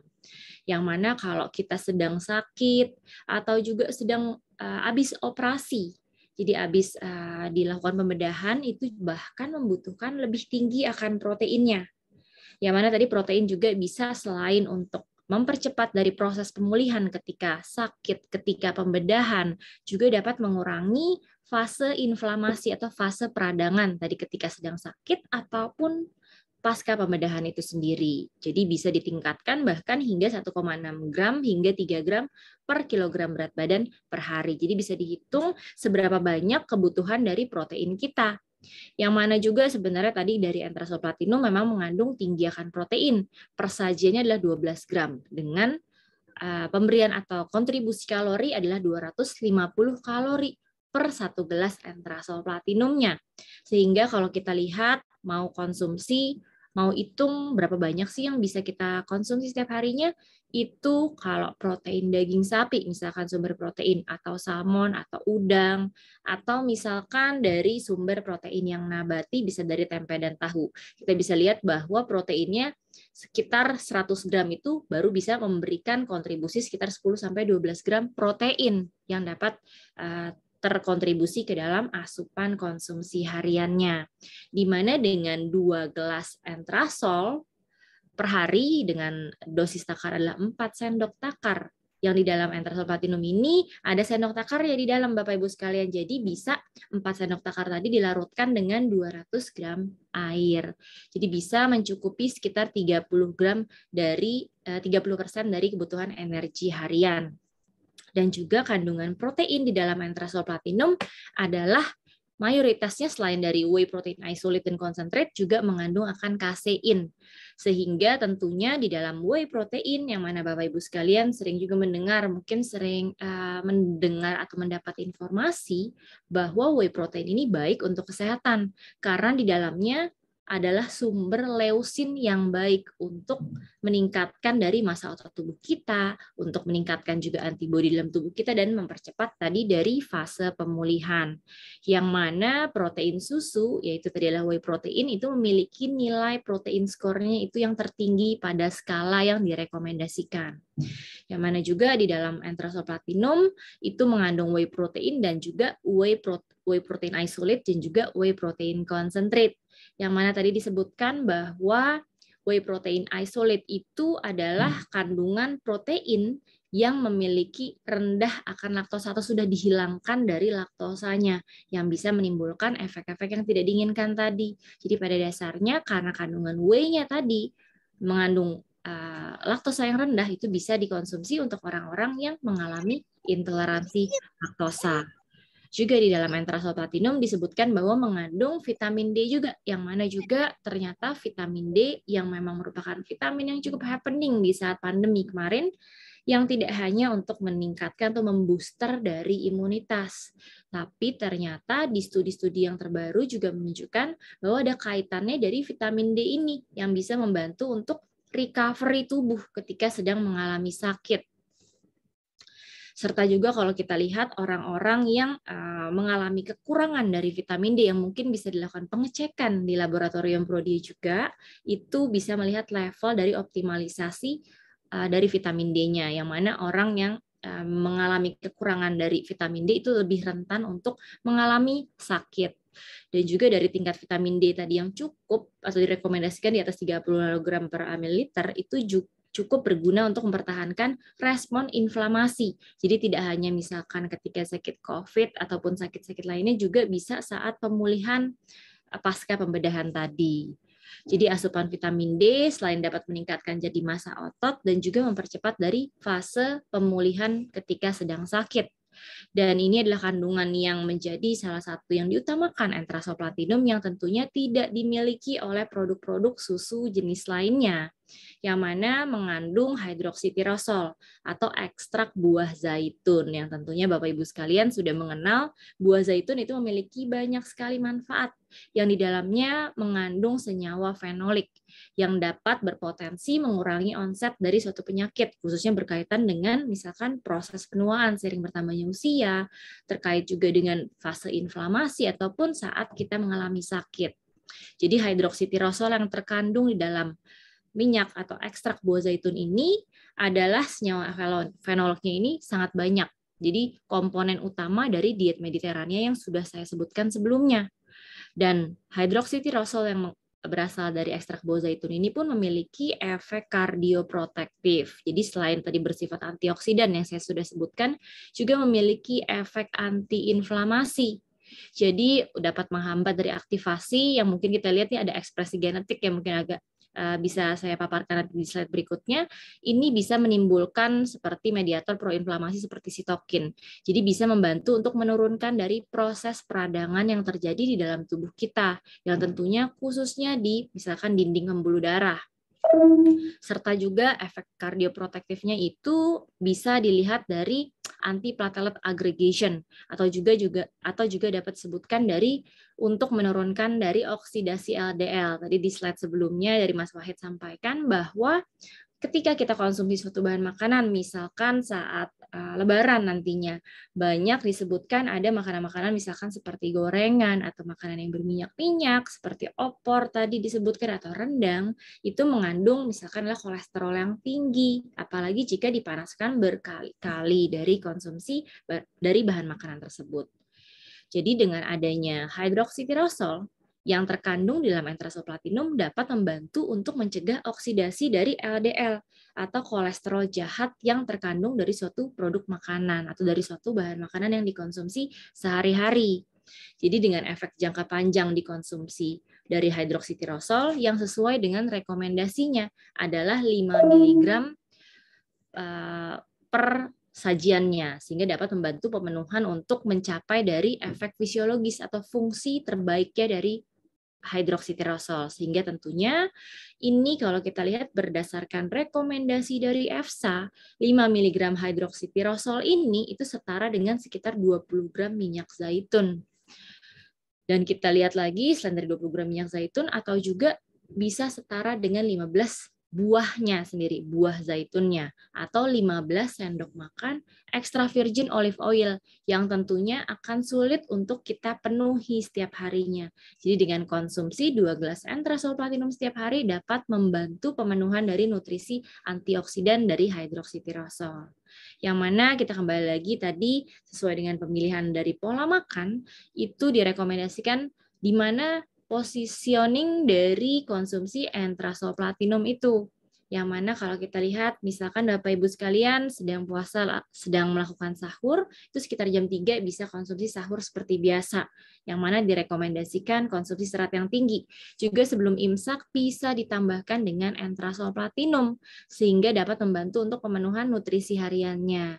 Juga setelah buka puasa, kita lihat sekitar jam 6 atau mungkin saat berbuka, ini bisa berbuka dengan sesuatu yang sifatnya ringan terlebih dahulu. Jadi agar tubuh kita bisa merespon dengan baik apa yang kita konsumsi. Lalu setelah maghrib dapat konsumsi satu bahan makanan yang tadi juga sudah diperhitungkan di awal, kira-kira apa yang bisa dikonsumsi sesuai dengan kebutuhan kalori harian. Dan setelah tarawih bisa konsumsi dari Entrasol Platinumnya lagi untuk membantu pemenuhan nutrisi harian. Karena tadi kalau kita merefer kepada tadi slide Dr. Endah, orang yang berat badannya turun mengurangi dari kalorinya. Jadi hitung dulu kalori kebutuhan masing-masing orang yang tentunya berbeda. tergantung dari tadi jenis kelamin, tinggi badan, berat badan, aktivitas yang dilakukan sehari-hari, juga riwayat penyakit yang misalkan sudah dialami oleh Bapak Ibu sekalian. Jadi bisa sekali untuk menghitung dulu kebutuhannya itu seberapa banyak karena masing-masing orang berbeda. Jadi untuk dapat menurunkan berat badan tentunya harus memangkas dari asupan kalori yang dikonsumsi per hari. Namun jika ingin stabilisasi itu bisa menghitung tadi dengan kebutuhan, dengan input makanan yang dikonsumsi, dengan aktivitas fisik yang dilakukan setiap harinya. Jadi agar tetap sehat selama bulan Ramadan dan menyambut Idul Fitri nanti, kita tetap direkomendasikan dari tadi di awal disebutkan melakukan latihan fisik. Jadi direkomendasikan 150 menit per minggu atau sekitar 20-30 menit 4-5 kali per hari, dan tetap menjaga konsumsi makanan sehat, khususnya mengandung tadi protein, mengandung hidroksitirosol atau antioksidan, serta tetap lagi, dokter. paparan sinar matahari. Oke, Mas Reno, ini udah satu slide lagi. Tetap mendapatkan paparan sinar matahari ya tadi untuk vitamin D-nya, juga tambahan misalkan ada mengalami atau merasa ada beberapa jenis vitamin yang kurang ketika dikonsumsi dari suatu bahan makanan merasa tidak cukup, itu boleh menambahkan dari multivitamin, tetap terhidrasi dengan baik. Tadi direkomendasikan sekitar 8 gelas ya per hari atau 2 liter, tetapi kembali lagi sesuai dengan tadi saat sahur maupun saat berbuka. Jadi setelah berbuka menuju sahur lagi itu direkomendasikan untuk menghitung asupan cairannya. Lalu juga jumlah dan kualitas tidur juga tetap terjaga agar kondisi tubuh tetap prima menyambut Idul Fitri nanti. Lalu berikutnya adalah disarankan untuk cek tadi ya resiko penyakit jantung, bisa konsultasi tadi ke Dokter Enda, bisa konsultasi dari pemeriksaan laboratorium lainnya, serta juga dapat melakukan screening. Untuk pengecekan resiko jantung ini bisa dilakukan di website Entrasol juga sebagai screening, hanya kuesioner jadi sifatnya. Jadi kalau konsultasi mengenai misalkan pemeriksaan laboratorium bisa ke Prodia. Namun sebagai screening awal bisa melakukan pengecekan resiko penyakit jantung itu di website Entrasol, entrasol.com, atau bisa di follow Instagram dari Entrasol, itu juga ada link tree-nya untuk melihat atau untuk adanya opsi pengecekan dari resiko penyakit jantung. Sehingga Bapak Ibu sekalian menyambut Lebaran nantinya kondisi tubuh tetap prima, terhindar dari penyakit jantung, salah satunya yang bisa di-highlight pada sesi kali ini. Terima kasih banyak Bapak Ibu sekalian yang sudah mendengarkan sesi presentasi saya, dan saya kembalikan kepada Mas Reno. Silahkan Mas. Terima kasih Dr. Adeline untuk presentasi mengenai Entrasol yang sangat lengkap tadi, mulai dari ada Ramadan Plate, kemudian pola makan gizi seimbang ya dok ya, kemudian diet, kemudian produk mengenai Entrasol ya, itu sangat lengkap dan sangat banyak manfaatnya. Kalau saya lihat tadi ada vitamin D, ada hidrokortisol ya dok ya, iya betul. Oke, baik Bapak Ibu semuanya, kita masuk ke dalam sesi diskusi. Silahkan Bapak Ibu sahabat Prodia, jika ada pertanyaan bisa diketik di kolom chat atau raise hand. Nanti boleh open mic ya untuk bertanya secara langsung.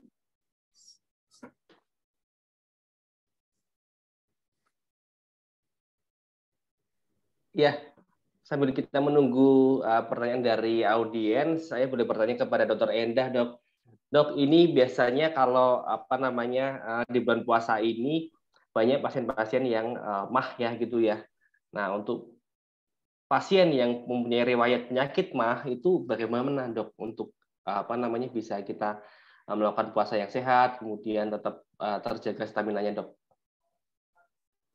Oke, jadi sebenarnya kalau untuk penyakit MAH itu ada dua yang jadi masalah. Yang pertama adalah jenis makanan, dan kedua adalah frekuensinya.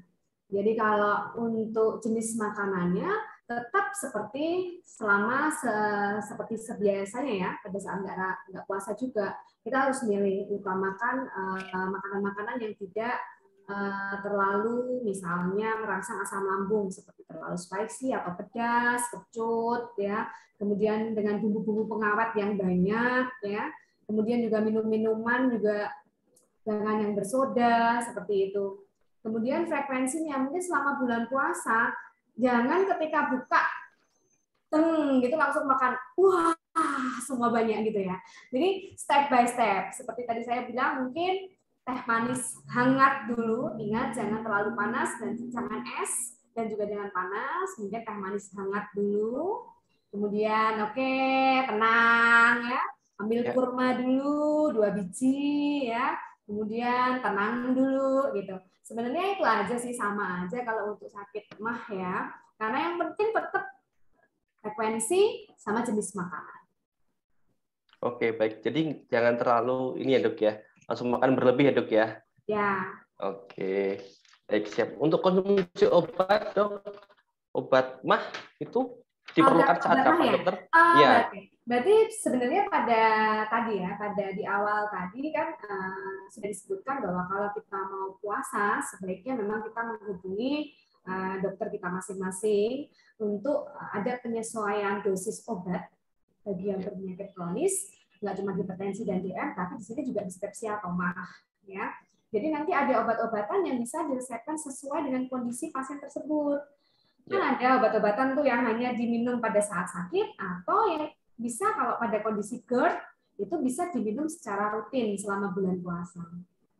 Jadi memang tergantung dari kondisi si pasien tersebut. Gitu, Mas. Oke, baik. Terima kasih Dokter Indah untuk penjelasannya. Kemudian di kolom chat ini sudah ada pertanyaan dari Ibu Fitri ya, pertanyaan kepada Dokter Adel. Dok, kalau sudah konsumsi Entrasol, apakah masih butuh suplementasi tambahan lagi dalam bentuk kapsul atau sudah cukup dari Entrasol saja? Silakan Dokter Adelin.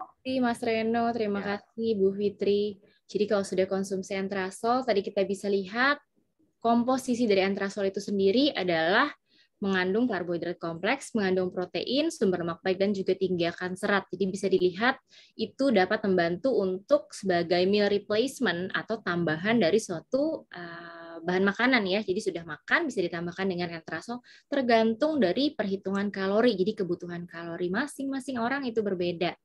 Namun merefer kepada suplementasi, sebenarnya suplementasi apa yang diharapkan oleh Ibu Fitri ini? Jadi kalau misalkan suplementasi tadi seperti misalkan ingin menambahkan kalsium, itu boleh menambahkan misalkan suplementasi kalsium. Atau juga misalkan merefer kepada vitamin-vitamin dan mineral lainnya, itu tergantung dari kebutuhan masing-masing. Tapi pada dasarnya, jika memang in general saja tidak ada yang mengalami defisiensi, itu dengan konsumsi dari Entrasol Platinum sudah dapat membantu mencukupi kebutuhan dari nutrisi maupun vitamin serta mineral. Yang mana kalau kita lihat tadi mengandung 11 vitamin dan 8 mineral. Jadi sudah sama atau mirip dengan mengkonsumsi suplementasi dalam bentuk misalkan kapsul, tablet, atau dan lain sebagainya. Jadi perlu diperhatikan dulu kebutuhan nutrisi apa, misalkan ada yang mengalami kekurangan, itu bisa ditambahkan. Namun untuk general, untuk kebutuhan sehari-hari, untuk kebutuhan nutrisi harian, misalkan khususnya saat ini sedang sahur dan berbuka nih misalkan, itu boleh sekali untuk menambahkan Entrasol Platinum sebagai tambahannya tadi ya setelah sahur ataupun misalkan setelah melakukan ibadah tarawih tadi. Oke, berarti setelah makan ya dok ya, lebih baik ya dok ya untuk konsumsinya ya dok ya. Boleh setelah, sebenarnya boleh sebagai pengganti makan atau setelah makan. Tergantung perhitungan kalori lagi. Jadi. Tergantung perhitungan kalori ya dok ya. Oke, baik. Baik, terima kasih Dr. Adel untuk penjelasannya. Kemudian tadi waktu presentasi Dr. Adel itu dijelaskan mengenai diet Mediterranean, ini pertanyaan untuk Pak Wahid. Ya Pak Wahid, sebenarnya ada nggak sih Pak Wahid pemeriksaan ya biar kita bisa menentukan nih kita mau diet apa, diet Mediterania atau diet DAS seperti itu. Silakan Pak Wahid. Baik, terima kasih Mas Reno atas pertanyaannya. Ya sedikit penyinggung tentang diet ya. Untuk diet sebenarnya ada faktor genetik juga Mas Reno yang dapat berefek ke diet. Nah contohnya yang di Prodia cover adalah adanya pemeriksaan nutrigenomik. Jadi pemeriksaan yang terkait akan nutrisi dan olahraga. Di pemeriksaan itu kita dapat menentukan apakah dari segi gen ini kita suplementasinya seperti apa. Apakah kita harus ditambah suplementasinya ataukah cukup hanya dengan dosis normal. Kemudian dari segi diet, di pemeriksaan Prodia Nutrigenomik juga dapat menjawab kita cocoknya ini diet apa. Apakah kita harus diet protein agar untuk penurunan berat badan, ataukah diet MUFA atau diet Mediterranean agar kondisi kita tetap terjaga.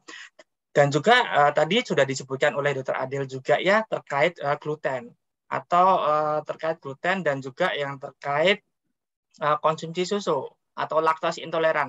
Nah, ternyata orang di Indonesia ini secara genetik hampir semuanya tinggi untuk laktose intoleran.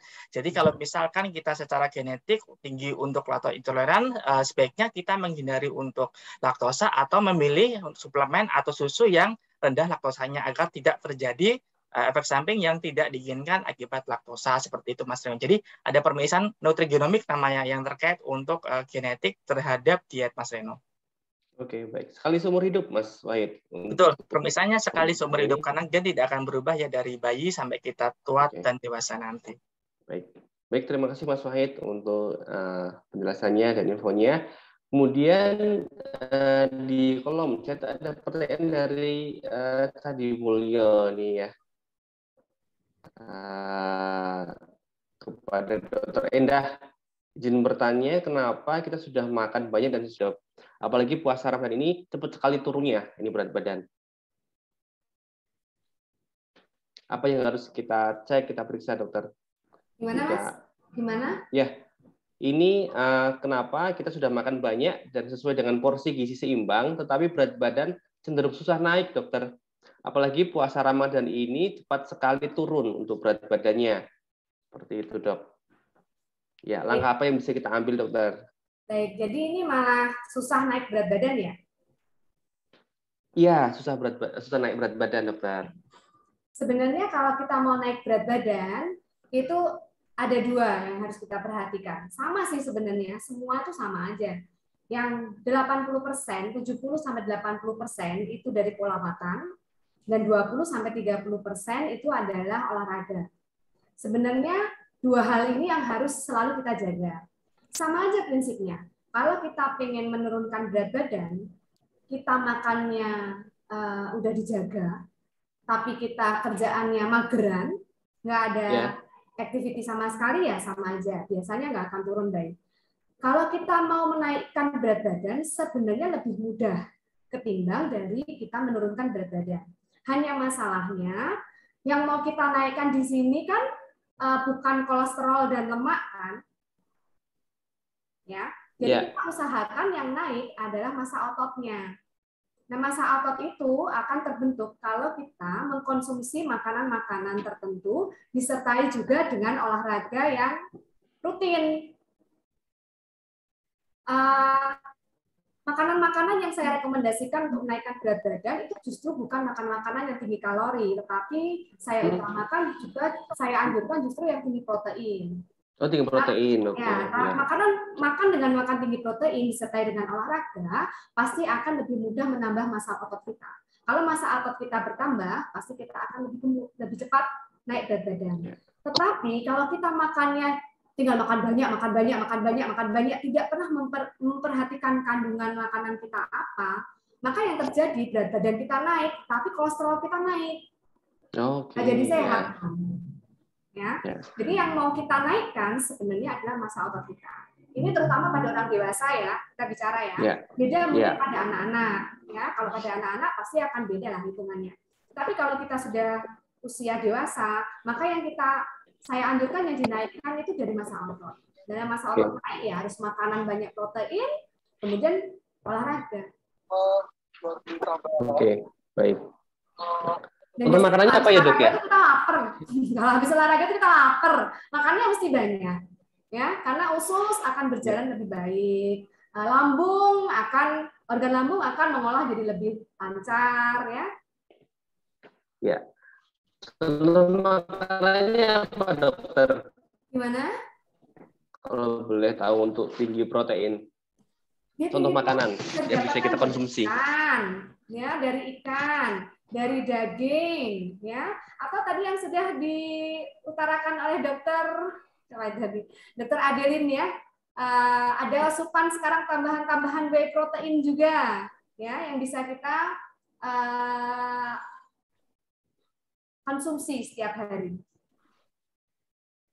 Hati-hati dengan telur ya. Telur tuh biasanya banyak yang seneng, cuman yang pada seneng itu kuningnya. Padahal yang tinggi protein itu putihnya. Ya, betul. Betul, Dok. Lebih enak yang kuning ya, Dok. Ya, susu juga kita harus milih. Mana yang tinggi protein, mana yang tinggi kalori. Ya, intinya kita harus lebih memperhatikan, lebih aware terhadap apa yang kita masukkan ke dalam badan. Oke. Baik dokter, terima kasih untuk penjelasannya dokter. Kemudian beralih ke Pak Wahid. Pak Wahid, saya boleh bertanya Pak Wahid. Ya, biasanya ini 50% nih serangan jantung terjadi pada orang yang kolesterolnya normal ya Pak Wahid ya. Nah, ini bagaimana sih kita bisa mengajak nih orang-orang yang kolesterolnya normal nih, tapi jarang melakukan medical check up. Nah, karena pastinya merasa, aku sehat nih, ya nggak usah cek lah. Kolesterol saya juga normal. Nah, padahal kan untuk penyakit misal jantung dan sebagainya itu kan kita harus rutin ya, Pak, untuk melakukan medical check up. Silakan Pak Wahid. Betul Mas Reno. Ya, terkadang kita emang agak malas ya untuk medical check up. Ya. Karena di medical check up nanti kita kebuka semua ini. Kita sebenarnya sakit apa seperti itu. Namun karena mengarah ya apa yang perlu kita lakukan untuk orang-orang yang sebenarnya malas untuk melakukan medical check up. Di Prodia sendiri kami rutin ya Mas Rena yang mengadakan edukasi untuk pasien-pasien atau pelanggan awam yang di Prodia atau pelanggan umum. Kita sering edukasi untuk mengenai bagaimana pentingnya medical check up, terutama untuk mencegah penyakit. Karena sebenarnya banyak penyakit dapat dicegah sejak dini. Kalau kita tahu kita ada risiko atau tidak, dan tentunya kita dapat memantau risiko tersebut dengan melakukan medical check up. Contohnya nih, pada saat medical check up, kita ada kondisi prediabetes misalkan. Prediabetes ataukah kondisi sebelum diabetes yang ditinjau dari kadar gula atau yang diukur dari kadar gula. Nah, karena kondisi prediabetes itu masih bisa kembali ke kondisi normal, makanya kita harus melakukan aktivitas baik dari olahraga dan segi diet agar kondisi prediabetes ini tidak berlanjut ke kondisi diabetes. Nah, kita dapat mengedukasi untuk teman-teman atau rekan-rekan kita terkait hal itu. Nah, mungkin saya juga minta saran nih kepada Dr. Enda dan Dr. Adeline terkait bagaimana sih kita dapat mengajak untuk orang-orang yang awam yang mungkin takut untuk medical check up, dokter. Monggo Dr. Enda dulu mungkin, kemudian dilanjut oleh Dr. Adeline, dokter. Siap, Mas. Silakan Dr. Enda dulu ya. Oke. Jadi kalau saya prinsipnya adalah lebih baik mencegah daripada mengobati. Zaman sudah maju, ya. Kalau kita ingin mencegah, kita harus mengerti kondisi dasar tubuh kita seperti apa. Nah, mengerti kondisi tubuh kita seperti apa itu tidak hanya bisa dilihat dari tingginya berapa nih, berat badannya berapa, lingkar pinggangnya berapa. Ya itu oke lah, secara awalan itu masih bisa oke. Tetapi untuk lebih ke dalam, kita harus melakukan pemeriksaan yang lebih mendetail. Di Prodia saya pikir sudah ada paket sederhana ya, basic ya, paket dasar dulu untuk mengambil medical check up sederhana untuk menjadi awalan kita mengerti kondisi tubuh kita seperti apa. Nah, kalau kita sudah mengerti kondisi tubuh kita seperti apa, baru kita bisa mengatur apa makanan yang kita butuhkan, apa yang tidak boleh kita makan. Kita harus olahraga berapa lama sih? Tadi seperti sudah disebutkan Dr. Adeline kan kita berapa dok? 150 kali per menit per minggu ya? 7 dok. Nah, oke. Lalu bagaimana nih kalau kita ternyata overweight, kolesterol kita total dari 350, triglycerid kita 400 ya. Gimana? Ya, apakah kita cukup dengan 150 kali per menit? Nah, itu yang harus kita pelajari. Tapi kalau kita tidak pernah tahu apa yang ada di diri kita, bagaimana kita bisa mengatur pola hidup kita menjadi lebih baik. Ya. Satu. Kemudian yang kedua, jangan mudah mendengarkan perkataan orang lain. Jangan makan ini, jangan makan ini, jangan minum ini, jangan konsumsi ini, dasarnya apa? Kita udah diet nih, nggak makan gorengan, nggak minum susu, nggak mau ngikutin terasal gitu ya dok ya. Tapi ternyata bukan itu, setelah dicek bukan itu. Nah kalau dari saya sih gitu aja sih Mas Wahid ya, kayaknya ya. Jadi emang medical check up tuh penting banget. Ya. Monggo dok, ditambahin dok. Waduh, udah lengkap banget sebenarnya Dokter Endah, tapi setuju sama Dokter Endah dan Mas Wahid ya, harus medical check up semenjak dini, jangan tunggu misalkan udah mulai berumur, udah 40, 50, udah sakit-sakitan baru mau medical check up. Jadi justru ketika masih sehat, Dokter Endah bilang tadi mencegah lebih baik daripada mengobati. Jadi jangan tunggu udah sakit baru sadar, oh udah sakit ini, jangan-jangan yang lain atau organ lain kena juga. Jadi semenjak usia mungkin 30 tahunan gitu ya Dokter Endah atau Mas Wahid udah rutin melakukan medical check up. Jadi bisa datang ke Prodia untuk cek, tadi ada beberapa paket yang mungkin disampaikan oleh Mas Wahid, itu bisa dilakukan semenjak usia 30 tahunan. Karena semakin bertambahnya usia itu potensi untuk mengalami sakit itu semakin tinggi. Dan juga semakin zaman ke sini orang pun yang mengalami sakit semakin muda gitu. Jadi walaupun sudah banyak informasi-informasi, tapi karena pola hidupnya yang kurang sehat, kurang baik, apalagi pandemi nih banyak sedentary lifestyle, nggak boleh keluar rumah tadinya yang harusnya sebenarnya olahraga, ini mau olahraga kayak tertahan-tahan nih. Nah sekarang udah mulai menuju endemi, tapi tentunya kalau mau olahraga harus protokol kesehatan tetap diterapkan. Jadi lakukanlah tadi minimal sebenarnya Dok ya dari WHO sampaikan itu 150 menit per minggu.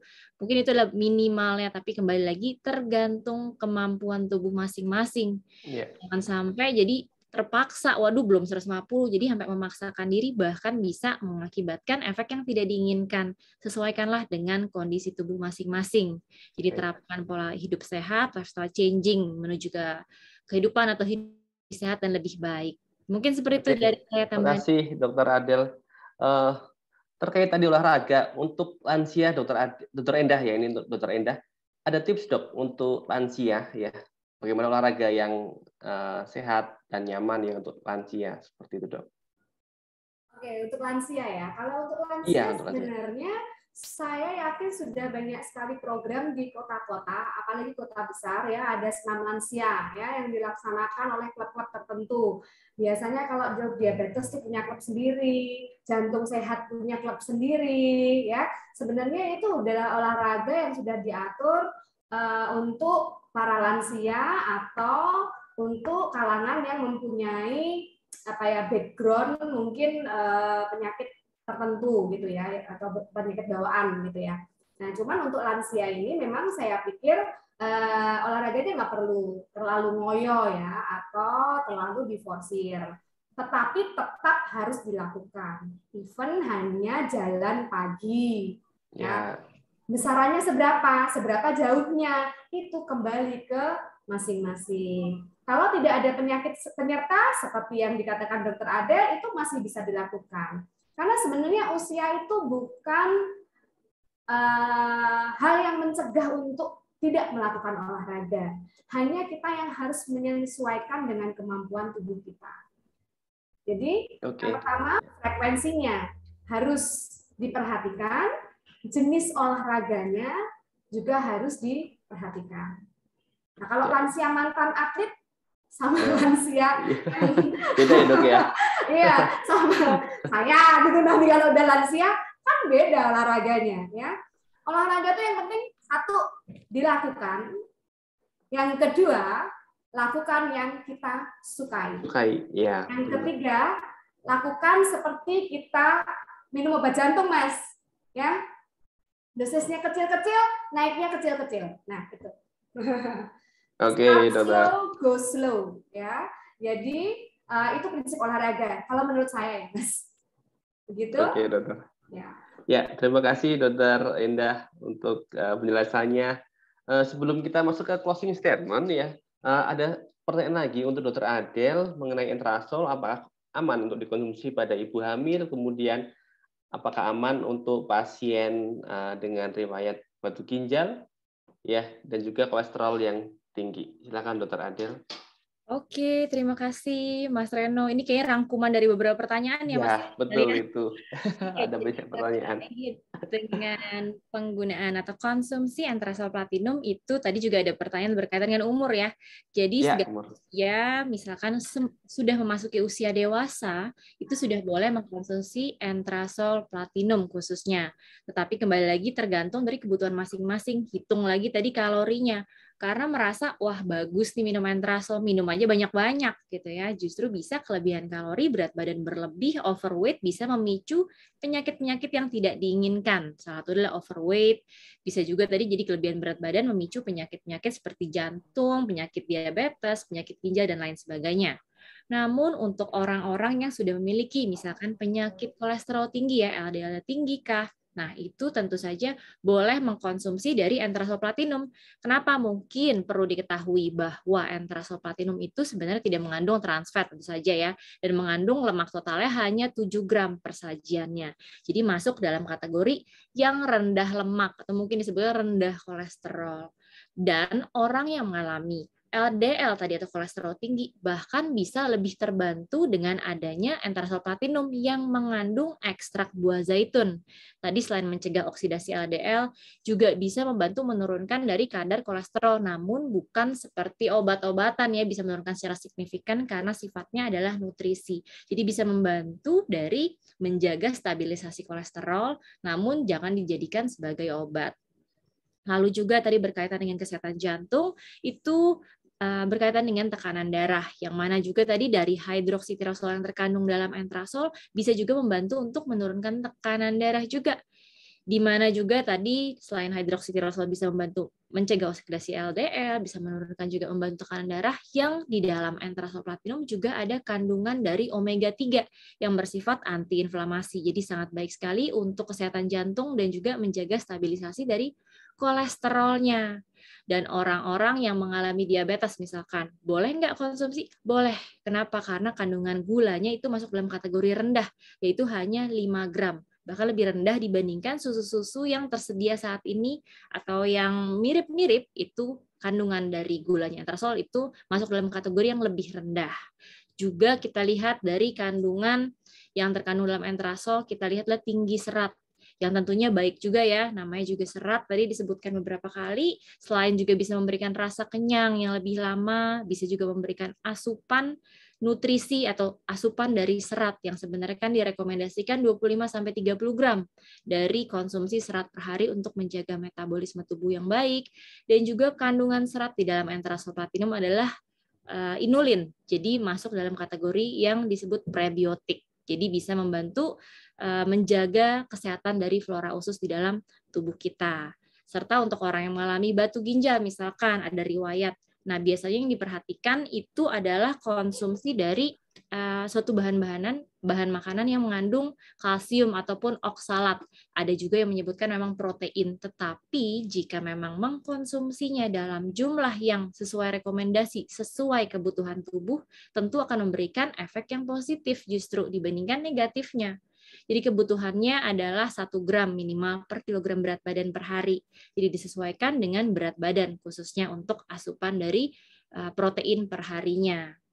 Lalu berikutnya mungkin merefer kepada pertanyaan batu ginjal, sebenarnya mungkin juga ini merefer ke orang sakit ginjal. Nah, kalau sakit ginjal bukan hanya Entrasol Platinum saja yang harus disesuaikan dosisnya, namun semua produk-produk yang mengandung protein itu memang harus dibatasi dari proteinnya. Jadi kalau orang yang mengalami gangguan ginjal atau CKD ya, chronic kidney disease, ada penyakit ginjal, itu harus diturunkan dari dosis protein sehari-harinya. Jadi misalkan makan ayam, tadi disebutkan dokter ada makan telur misalkan, atau makan ikan-ikanan, itu hitung dari proteinnya, itu berapa banyak persajiannya. Karena penting sekali untuk orang-orang yang mengalami gangguan ginjal ini harus membatasi tidak hanya protein tapi juga cairannya. Jadi harus diperhitungkan secara masak-masak ya. Dan orang yang sudah misalkan gangguan ginjal, sudah cuci darah, kebutuhan proteinnya itu sudah kembali seperti orang sehat pada umumnya. Jadi 1 gram per kilogram berat badan per hari. Jadi pada dasarnya kebutuhan atau asupan dari Entrasol Platinum ini bisa dikonsumsi segala usia dan segala penyakit, bukan menjadi susu dewa, tetapi karena sama seperti pola makan gizi seimbang. Jadi mengandung karbohidrat, protein, sumber lemak baik, dan tinggi akan serat. Jadi sama misalkan orang sakit ginjal, orang sakit misalkan hepatitis, orang sakit kanker, tumor. Kenapa semuanya jadi boleh minum Entrasol Platinum? Karena sama seperti makan biasa. Jadi sangat boleh dikonsumsi. Karena orang-orang yang memiliki riwayat penyakit kronis tentu setiap hari juga harus merekomendasikan untuk makan pola makan gizi seimbang yang kesemuanya pun sebenarnya seperti formulasi dari Entrasol Platinum. Seperti itu, semoga terjawab. Terima kasih Dr.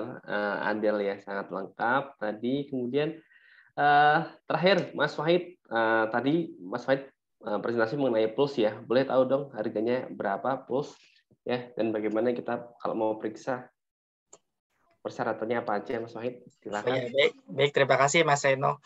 Nah, sebenarnya untuk menjawab pertanyaan berapakah harganya, kemudian persyaratannya sebelum periksa apa saja, Bapak Ibu bisa memanfaatkan untuk aplikasi Prodia Mobile. Nah, ini salah satu contoh aplikasi Prodia Mobile. Nanti setelah Bapak Ibu mendownload di App Store atau Google Play, nanti muncul seperti ini. Jadi nanti akan ada cari dan pesan. Nah, nanti tinggal diketik saja. Dicari pemeriksaan kesehatan, kita ketik Pulse. Nah, nanti akan keluar nih harganya, kemudian deskripsi manfaatnya, selanjutnya persiapan. Nah, ini kebetulan ini harganya ya. Kita sedang agak promo untuk dengan biaya Pulse jadi 3,6. Kemudian untuk pemeriksanya tidak ada persiapan khusus. Jadi untuk setiap pemeriksaan di Prodia pasti ada di sini. Contoh, oh dokter ini merujuk pemeriksaan TSH. Nah, apakah pemeriksaan TSH itu? Nah, Bapak Ibu bisa melihat di sini nih. Untuk pemeriksaan TSH nanti sudah ada keterangan harga dan persiapan pemeriksaannya. Seperti itu Mas Reno. Baik, terima kasih Mas Wahid untuk penjelasannya. Terakhir, closing statement dari semua para pembicara. Pertama dari Dr. Endah, silahkan Dr. Endah untuk closing statement. Baik, kalau closing statement dari saya adalah, mari kita mulai memperhatikan bagaimana pola makan kita, aktivitas, dan pola keseharian kita, agar kita bisa tetap sehat dan bugar di setiap tahap kehidupan kita. Ya, terutama di bulan puasa ini adalah saat atau awal yang baik untuk menata kembali pola makan dan aktivitas kita keseharian. Mas. Ya, terima kasih Dr. Endah.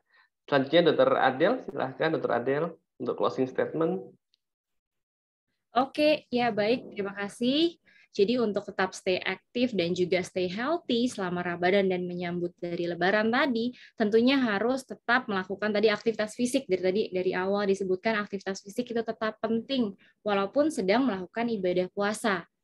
Lalu harus juga memperhatikan dari pola makan. Jadi pola makan dan aktivitas fisik sangat memegang peranan penting terhadap imunitas, menjaga kesehatan tubuh kita. Jadi tidak hanya saat Lebaran, saat puasa, atau saat hari-hari pada umumnya pun sangat direkomendasikan untuk melakukan pola hidup yang lebih sehat.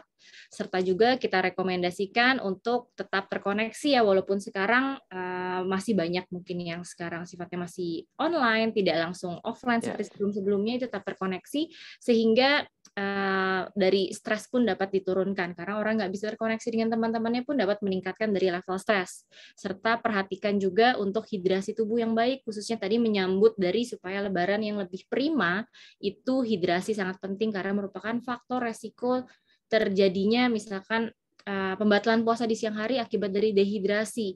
Jadi efek dehidrasi bukan efek hausnya, tapi adalah efek dehidrasinya itu sendiri yang bisa membahayakan dari kondisi tubuh kita. Dan perhatikan istirahat serta melakukan pengecekan untuk kesehatan tubuh sebelum puasa, tadi saat puasa maupun saat menyambut Lebaran, sehingga tubuh kita tetap dalam kondisi yang optimal. Oke, mungkin itu. Oke, terima kasih Dr. Adel. Selanjutnya terakhir, pembicara ketiga, Pak Wahid, silakan. Baik, terima kasih Mas Reno. Ya, saya selalu bosan untuk mengingatkannya, jangan lupa untuk melakukan medical check-up secara rutin, kemudian melakukan olahraga dan aktivitas fisik sesuai yang sudah disampaikan oleh Dr. Endah sebelumnya, dan asupan nutrisi yang cukup. Dan apabila tidak cukup, dapat melakukan suplementasi seperti yang sudah disampaikan oleh Dr. Adelin. Terima kasih, Mas Reno. Oke, terima kasih untuk para pembicara, Dr. Endah, Dr. Adel, dan Pak Wahid untuk materi dan diskusi yang telah berlangsung. Untuk selanjutnya, saya kembalikan lagi ke Mbak Intan. Halo Mbak Intan. Ya, halo Mbak Intan.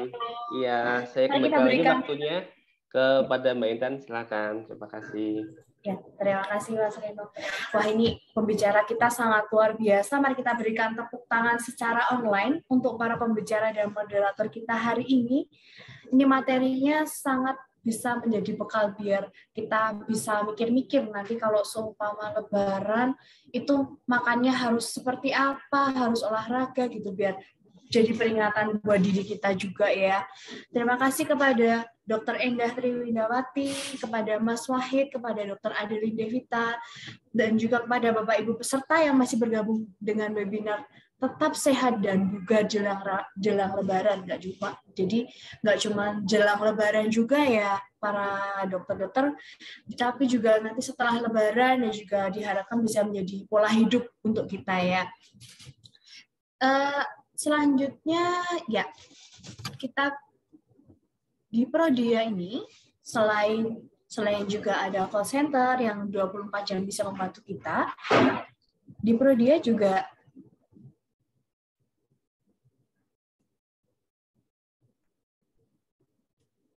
ya, bisa menghubungi informasi lebih lanjut dengan kontak Prodia di 1.508.30 atau juga di Prodia Mobile. Nah, di Prodia Mobile ini karena zaman yang sudah canggih juga, kita bisa telekonsultasi dengan dokter, terus juga cek hasil online dan juga pesan online yang tentunya banyak sekali diskon-diskonnya di tanggal-tanggal tertentu, di bulan-bulan tertentu, dan juga diskon-diskon di penawaran spesial untuk Bapak Ibu yang mau periksa, dan juga mungkin ada Bapak Ibu yang masih parno ya untuk periksa datang ke Prodia secara langsung. Kita bisa menyediakan home service, di mana home service juga ini sudah tersedia di Prodia Mobile. Nah, juga bisa menghubungi Tania melalui @prodia.id dan juga website prodia.co.id, Facebooknya Laboratorium Klinik Prodia, untuk Twitternya @prodia_lab, YouTube-nya Prodia, Instagramnya @prodia_lab. Nah, Bapak Ibu Saudara sekalian, kalau kita mungkin, di Prodia tanggal berapa saja ya ada promonya, ini ada Healthy Thursday. Jadi setiap Kamis selama tahun 2022 ini ada biaya 15% untuk seluruh panel pemeriksaan yang tersedia di Prodia Mobile. Dan juga biasanya kalau kita, lagi gajian nih, saya mau check up, itu bisa di tanggal 1 dan 25 selama tahun 2022 ini dengan keringanan biaya 15%. Dan juga mungkin kalau Bapak Ibu yang kayaknya saya mau datang aja ke Prodia tapi mau pengambilan darahnya di mobil, kita juga bisa melakukan pengambilan darah di mobil tentunya dengan protokol kesehatan yang juga memberikan kenyamanan untuk Bapak Ibu Saudara. Nah, ini tadi yang juga sudah dijelaskan oleh Mas Wahid, ada pulse cardiac marker juga di bulan Ramadan ini. Selain itu juga ada promo-promo lainnya, ada paket check up sederhana, ini semuanya sedang diskon 20% sampai akhir April ini, sampai 30 April ini. Jangan sampai ketinggalan ya Bapak Ibu. Ini ada diskon 20% dengan beberapa paket Ramadan ini ya, 1, 2, 3, 4, dan pulse cardiac marker. Dan juga ada Prodia Wellness Genomics. Nih, prediksi resiko 36 jenis penyakit pada pria dan 39 jenis penyakit pada wanita, meliputi kelompok penyakit kanker, diabetes, hipertensi, vaskular, autoimun, dan muskuloskeletal berdasarkan profil genomik. Nah, Bapak Ibu Saudara, berikut adalah link kuesioner, di mana nanti juga melalui link ini juga Bapak Ibu Saudara bisa mendapatkan voucher dari Entrasol sebesar Rp100.000. Nanti bisa menghubungi Mas Obed di nomornya. Ya. Berikut adalah pemenang dari free gift yang akan dibagikan. Nanti bisa menghubungi Prodia Magelang atau panitia di 081 335 995 626. Ini ada Ibu Fitri S, ada Ibu Irma Kurnia, ini juga ada atas nama Candi Mulya _Kuni Widiawati, ada Ibu Dewi Tresnowati dan Bapak Eko Kadarisno. Selamat kepada 5 pemenang. Nah, tentunya Bapak Ibu Saudara sekalian, menjaga kesehatan itu sangat penting ya. Jadi ini sudah ya, untuk linknya sudah ada di kolom chat ya. Oh, ini ada yang error. Ya, Bapak Ibu Saudara sekalian, terima kasih atas partisipasinya dari webinar Prodia yang ternyata itu sudah siang ya. Sepertinya webinar tuh cepat sekali gitu. Semoga nanti kita bisa bertemu di lain waktu dengan tatap muka. Tadi yang Dokter Adeline bilang biar gak stres gitu ya, kita bisa ketemu banyak orang gitu. Semua bisa berjalan dengan lancar dan dibawakan oleh pembicara dan moderator yang sangat luar biasa, sehingga webinar siang hari ini dapat diselesaikan dengan tepat waktu. Kepada Bapak Ibu Dokter, terima kasih banyak atas partisipasi dan perhatiannya. Link untuk kuesionernya sudah dicek ya. Sebagai penutup, mohon maaf untuk saya apabila ada salah kata, dan kami dari panitia di sini, semoga apa yang sudah disampaikan pada webinar hari ini bisa bermanfaat bagi Bapak Ibu semuanya. Terima kasih banyak atas kerjasamanya dan juga sampai jumpa di webinar selanjutnya. Salam sehat dan semoga kita selalu dalam kondisi sehat walafiat walaupun di masa pandemi seperti ini. Terima kasih banyak kepada Dr. Endah, Dr. Adeline, Mas Wahid, Mas Reno, dan juga Mbak Bepi, dan juga Bapak Doni Monarko. Mungkin kita bisa foto-foto ya. Mungkin untuk peserta yang ada bisa open cam.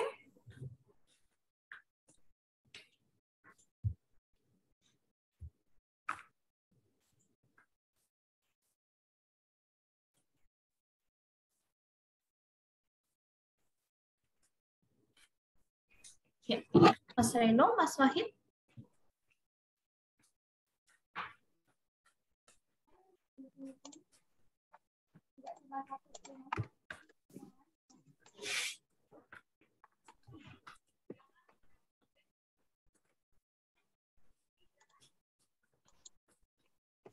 Ya, baik Bapak Ibu, saya mohon izin untuk capture karena ini ada 2 halaman, saya capture untuk 2 kali.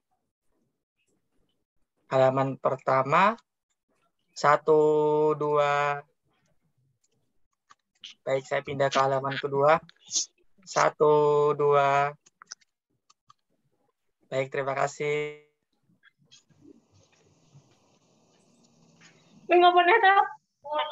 Walah, terima kasih Mbak Intan, Dr. Adel, Terima kasih Dr. Terima kasih Dr. Endah, Dr. Adel, Terima kasih Dr. Adeline, Pak Wahid, Mbak Intan.